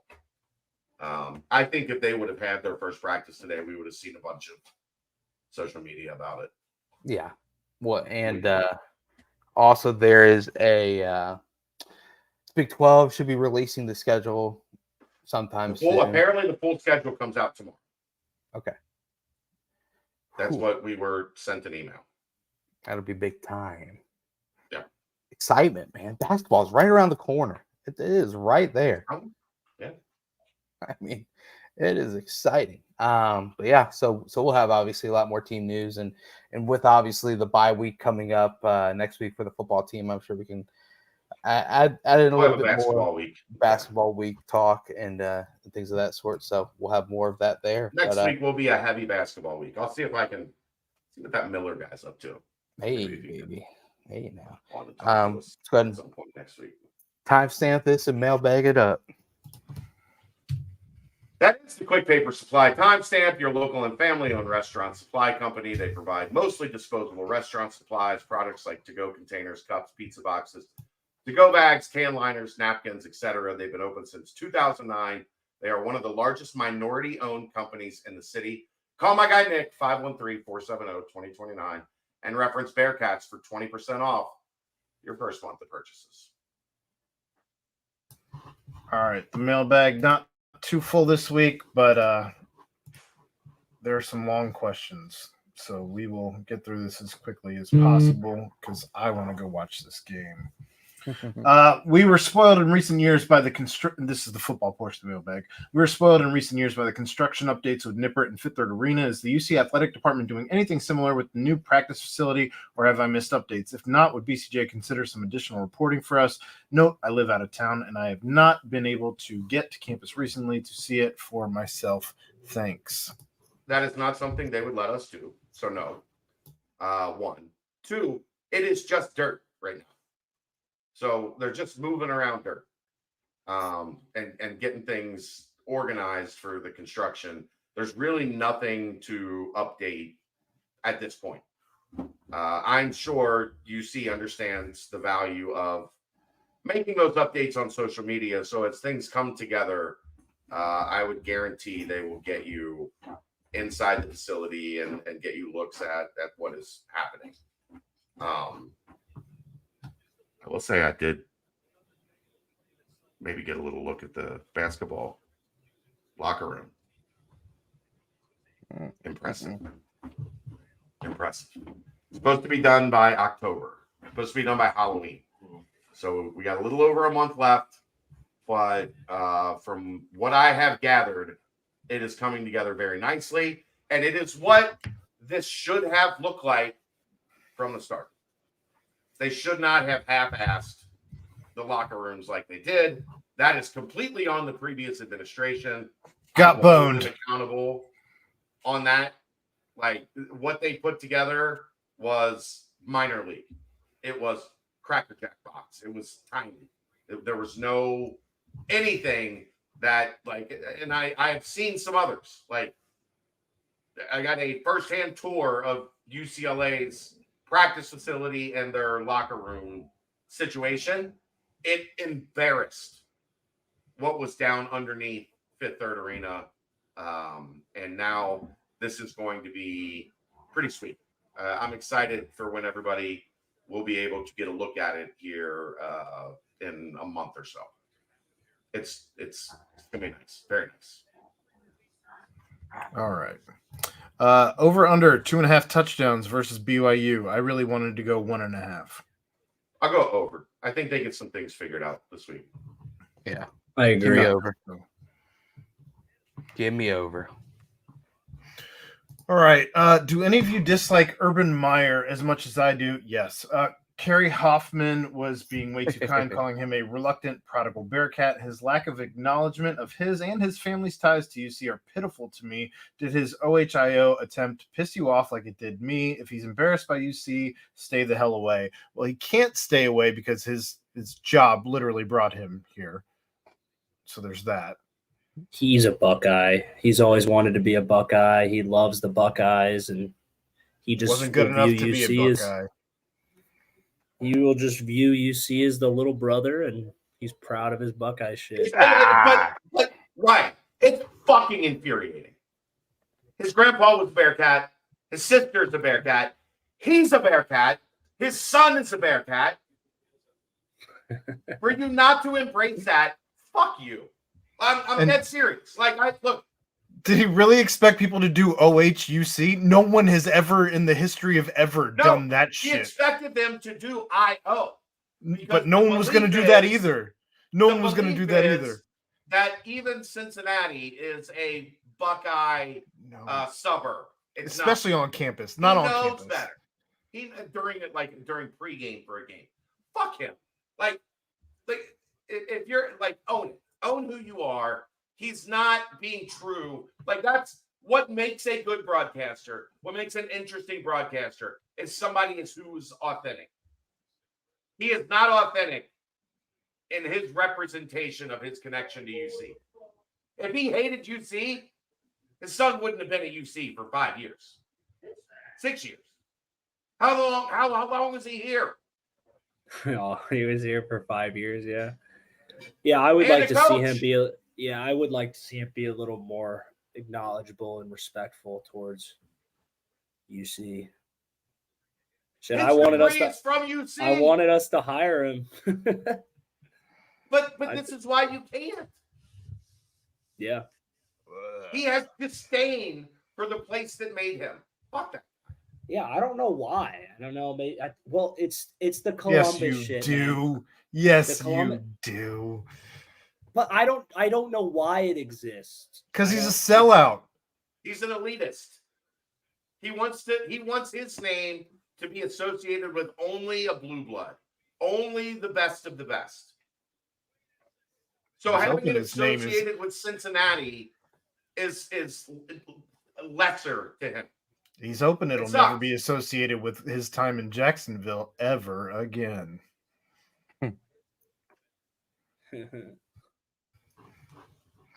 All right, moving on. Do you feel like the NCAA schedule could go to 13 regular season games in 15 weeks, have the week 0 be the versus FCS week, then Labor Day weekend be the rivalry Big Fans weekend? Who says no? Coaches. Me. No, do not. You'd have to readjust the NFL. You'd have to readjust the TV contracts. Here's the problem. They're already having a hard time selling this 12-game playoff because it adds 4 extra games to the top 12 teams. It would be impossible to couple that with. They need to stop. 12 is enough. But I would love, if you're the best. Give me 13 regular season games. Who cares? I want more football. It's like when people complain about expanding the NCAA basketball tournament. What are you mad about? I want to watch more basketball. I want to watch more football. Give me 13 weeks. I don't play. My body's not at stake here. I mean, I love football. I love playing. I just think that I just know the way this fucking society works. It can never get enough. Once you allow the first domino to fall, it's just going to be a mess. And you're going to end up with, why don't we just do 15 games? And then you have to win 21 to be a national champion. It's just like, I'm for it. 12 is, well, now you have to win 15? That's plenty. That's plenty of wins. Well, you don't have to win 15. I'm sorry. You play 15 if you win the national championship. But unless you're Notre Dame, you only play 14 because you got it easy. So to answer your question, Mark, Ryan says no. Rank and comment upon these 4 plays in order of pain and how it impacted the game. Consider game time and score.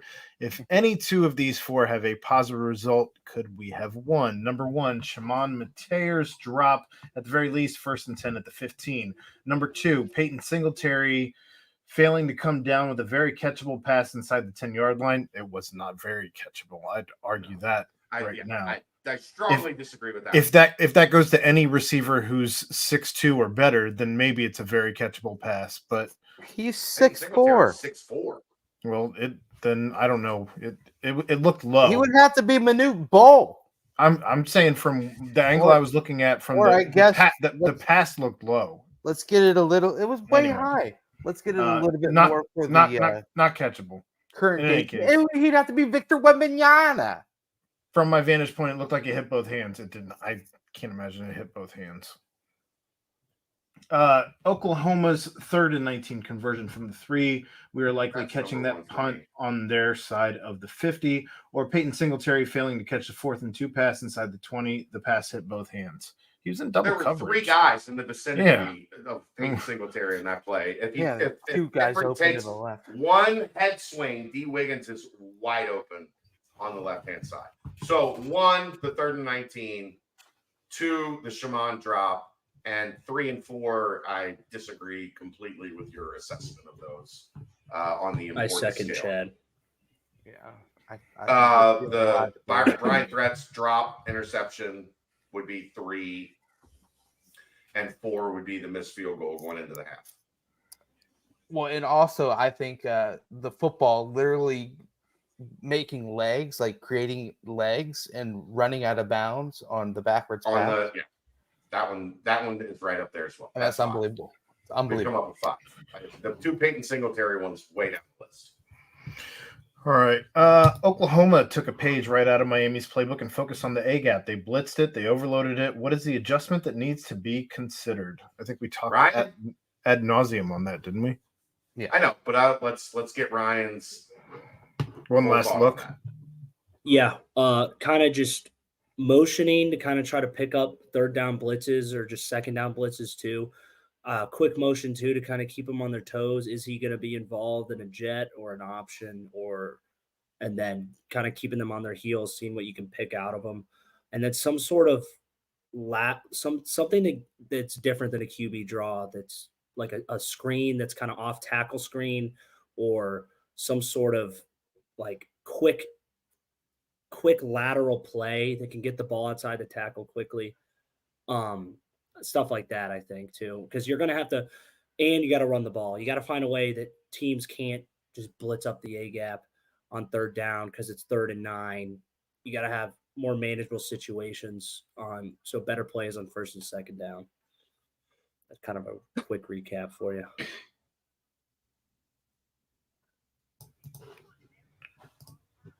All right. And if you had known prior to the game that we would control the clock and limit Oklahoma to 20 points, would you have projected a Bearcat win?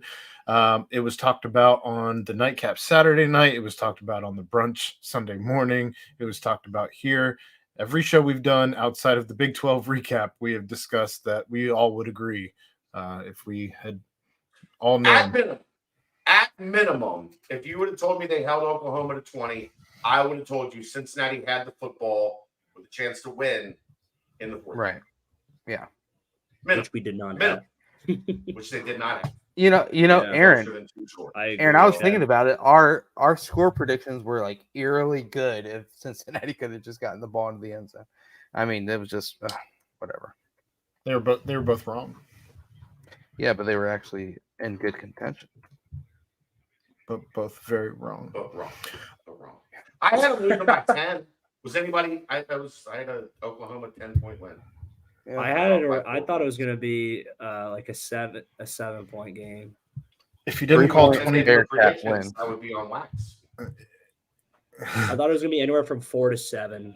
I thought we were going to have to score a touchdown. We couldn't have just got a field goal to tie it or some shit. If you would send in your predictions would be on wax, and then you could refer to them. Man. All right, I'm going to do it this week.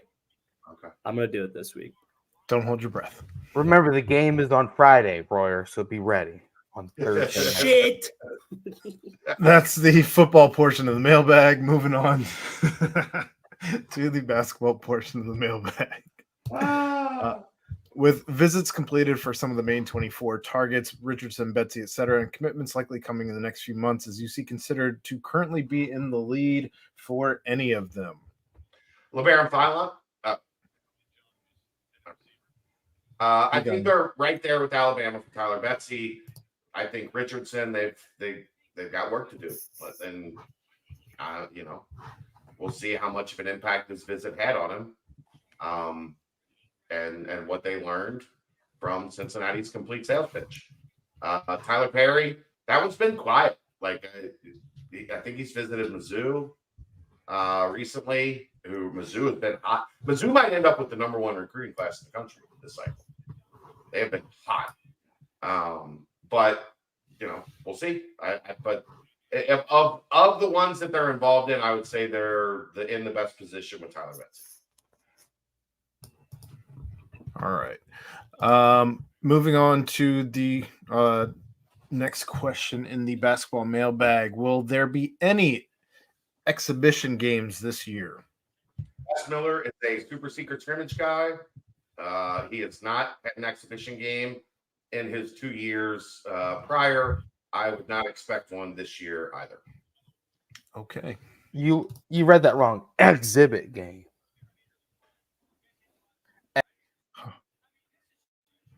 We don't do that. What are you most if he ever does that again, I might fire him on the spot. We don't do that here. What's wrong with this fucking guy? I was talking about Pimp My Ride. That was all I was No, I talking don't about. care what you were talking about. If you ever do that again. I agree. There was a minor lapse of yeah. I removed myself, if I'm being honest. You didn't even press it that time. I removed myself. What are you most excited to see regarding tomorrow's schedule release? When do they play at Kansas?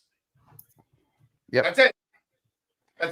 I think road trip for the ages. We're getting to the point I might have to rent 2 passenger vans for that trip.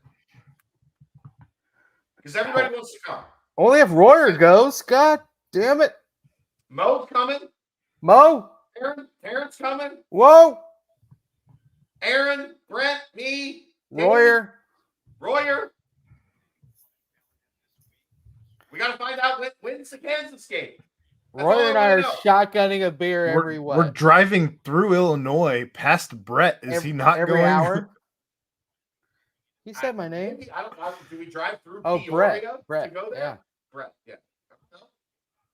I don't know. Mr. Stein. I might have to get 2. One This might next not be enough. I might have to get 2 passenger vans. This next question I don't really think is part of the basketball portion of the mailbag, so I moved it to the banks. But which do you miss more, the NCAA football video games or College Hoops 2K games? ESPN College Hoops 2K5 might be the greatest sports game ever, in my opinion. I'm literally still playing NCAA 14, so that it's that one for me. Tell It's very hard to who's get Aaron to concentrate an on his All-American job this past year. He's always got his back turned. It's only on the BCJ pod, and I have not missed anything on the BCJ pod. Who's your quarterback these days? Still, I don't know. I'm 3 years away from the roster that I updated to was I don't know. It doesn't matter. No one cares. Did you start Royer? Down in Cincinnati. Did you start Royer? Yes. Royer wasn't on the roster that was available. What? Add him? God, dude. That's bullshit. Yeah, that's a horrible friend. Unbelievable. Ryan, Unbelievable. when the new game comes out, I will put you in, and your signature move will be this. Let's go. And you'll have the large war paint. piece of square war paint. The Frogman paint. Yeah. Joe Mixon. All right. I saw Joe Mixon in the press box. Good job on the touchdown. As did I. Might have been a nice because I bopped him like this. Like, what's up, Joe? Still trying to figure out why Drake Kirkpatrick was there. That didn't make any sense. That's my favorite fist bump, Brent. So, Because because like it's easy, you know. It's just I like that one. because if you come like this, you're like, like, is this guy punching me? it's What's awkward. going on here? Like, yeah, like I like the Little side side. phone. All right. Rapid fire from Skins. Gosh, Royer, get ready. In honor of Jimmy Buffett, RIP, if you had to become a bartender working a tiki bar on the beach, where would this bar be located? Whew. Key West. Good answer. Good answer. So the reason Key West is a great answer is because almost all the people that are there are service industry people that like live there. So everybody, like from what I've heard of that culture, it's just everybody that works there tipping everybody fat because they're all part of it. San Diego. They also don't really get hit by hurricanes very often in actual Key West. Yeah, they're like up the coast. Yeah. San Diego, because it's the greatest beach community on earth. Like it's 78 every day and 52 every night, and I that for sure. If I was going international, all-inclusive resort in Jamaica. Oh, Lord have mercy. Where at in Jamaica? Right near the beach, boy. I love the rapid fire chat. It's my favorite thing. Oh my god. What you got, Royer? Where you going? I'd probably go with Key West too. I'll be the bandwagon. I bet you could make a shit ton of money as a bartender down there. I know it would be fun. Just get a little tropical shirt on and just make some drinks, drink some of my own work. Right. The only downside is the beaches in Key West actually suck. Like they suck. Yeah. Brent? Man, I tell you what. Indianapolis. I mean, shoot. Yeah, I'd open up a fatty boy here in Indy. No way. Shoot. I mean, Key West is the correct answer. I'm just trying to go a little off. I think San Diego is the only alternate answer in the U.S. Yeah. I mean, the beachcomber there in San Diego still thanks me for a couple memorable nights. You know, a handful of years ago. I told you guys my Tijuana story, right? We lived in. Well, this is the one I can tell. I can't tell mine on air, but yeah, I can tell this one on TV. Okay, not all of them. The first time we lived in LA. We lived in Hermosa Beach. We had friends that lived in Chula Vista, right, basically just north of the border. So we went to visit them. We went to Tijuana. We walked across the border. As soon as you walk down the steps, there's a tiki bar. They had 3 Coronas for $2, and we sat there for 13 hours and drank Coronas. We didn't move. We didn't go see. We literally made it 5 steps inside of Mexico and sat at a table at this tiki bar and drank 3 Coronas for $2 for like 11, 12 hours. Good. I feel like it's one of my Coronas in Mexico are even better. I feel so good. Dude, everything accurate. Like I don't know what it is. Everything when I went to an all inclusive in Mexico, like any drink, any liquor, any beer, it's U.S. counterpart, like the same brand, but if you drink it in the States, it's just 20,000 times better in Mexico. Oh yeah, it's like Skyline tastes better in Cincinnati, except water. Yeah. In honor of gotta be bottled water. Gotta be bottled water. You're right. Maybe in honor of maybe Hawaii would be another option. Ooh, yeah, good idea. Yeah, because then you're as a bartender because you become that a permanent vacationer that way. It depends on which island right now. In honor of Oklahoma coming to town last Saturday, which barbecue is better, Texas, Memphis, or North Carolina? Texas, yeah. Texas forever. I haven't had any of them.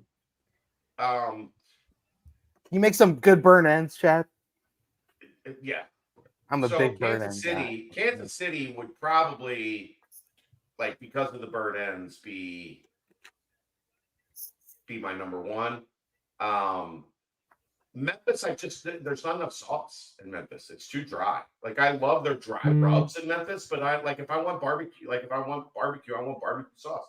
And in North Carolina, it's too vinegary. It's not thick enough.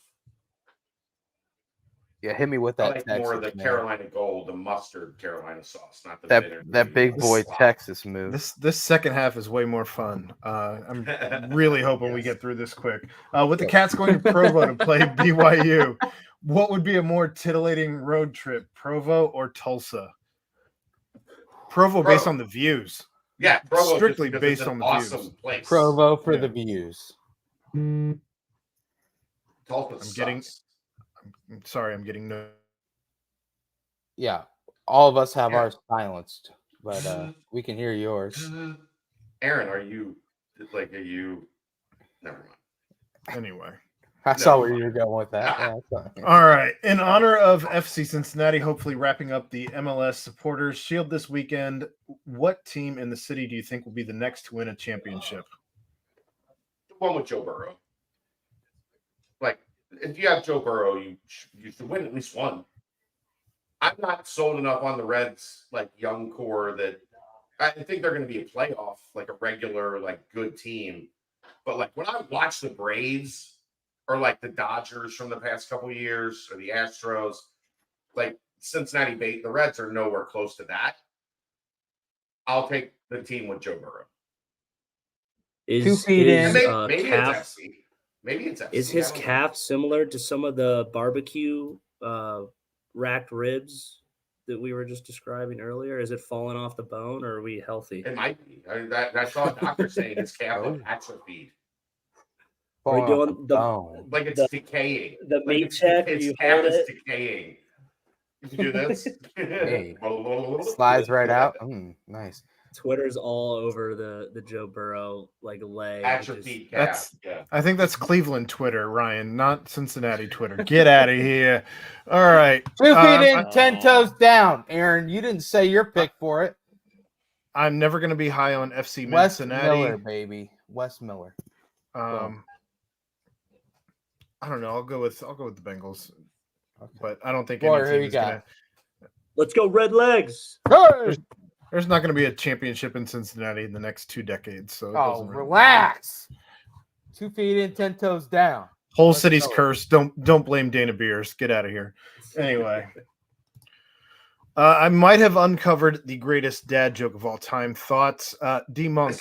Don't read this. It's stupid. Too long didn't read. It's dumb. I've heard the joke. It's a terrible joke. TLDR, that Brent guy stopped writing articles a while ago. That's the mailbag. Get us out of here, bro. Royer, what's an 80-year-old man's penis smell like? I don't know. You tell me. Depends. Yeah. Yes. Chad has said that one. It's always good. I tell you what. Gets better every time. It's my favorite dad joke. Hey now. What? It depends on if Brent gets to him first. Oh. Whoa. Wow, Royer. There we go. You know what? Hey. Big shout out to Home Field Apparel for sponsoring that BBP mailbag. Shouts, of course, always to BCJ23 is your discount code, 15% off homefieldapparel.com. BCJ23. Of course, big shout out to Quick Paper Supply for their timestamps. Big shout out to Danco Transmission and Auto Care. We love you, Danco. Joe. Game on Friday. Big game. 10:30 p.m. kick. Find a nice place to hunker down and watch that one. I tell you what, could be a dandy. Provo heading back over to BYU, the Cougs. Of course, basketball. A lot of things happening this week, and then bye week next week. So we'll be diving into more round ball here coming up soon. But you know what? If that's it and that's all, big shouts, big thanks, big loves to my guys, my pals, all my the trio of brethren here. Aaron Smith, Chad Brendel, Ryan Royer. I am Brent Young. Yet another fantastic BBP presented by BearcatJournal.com. See ya!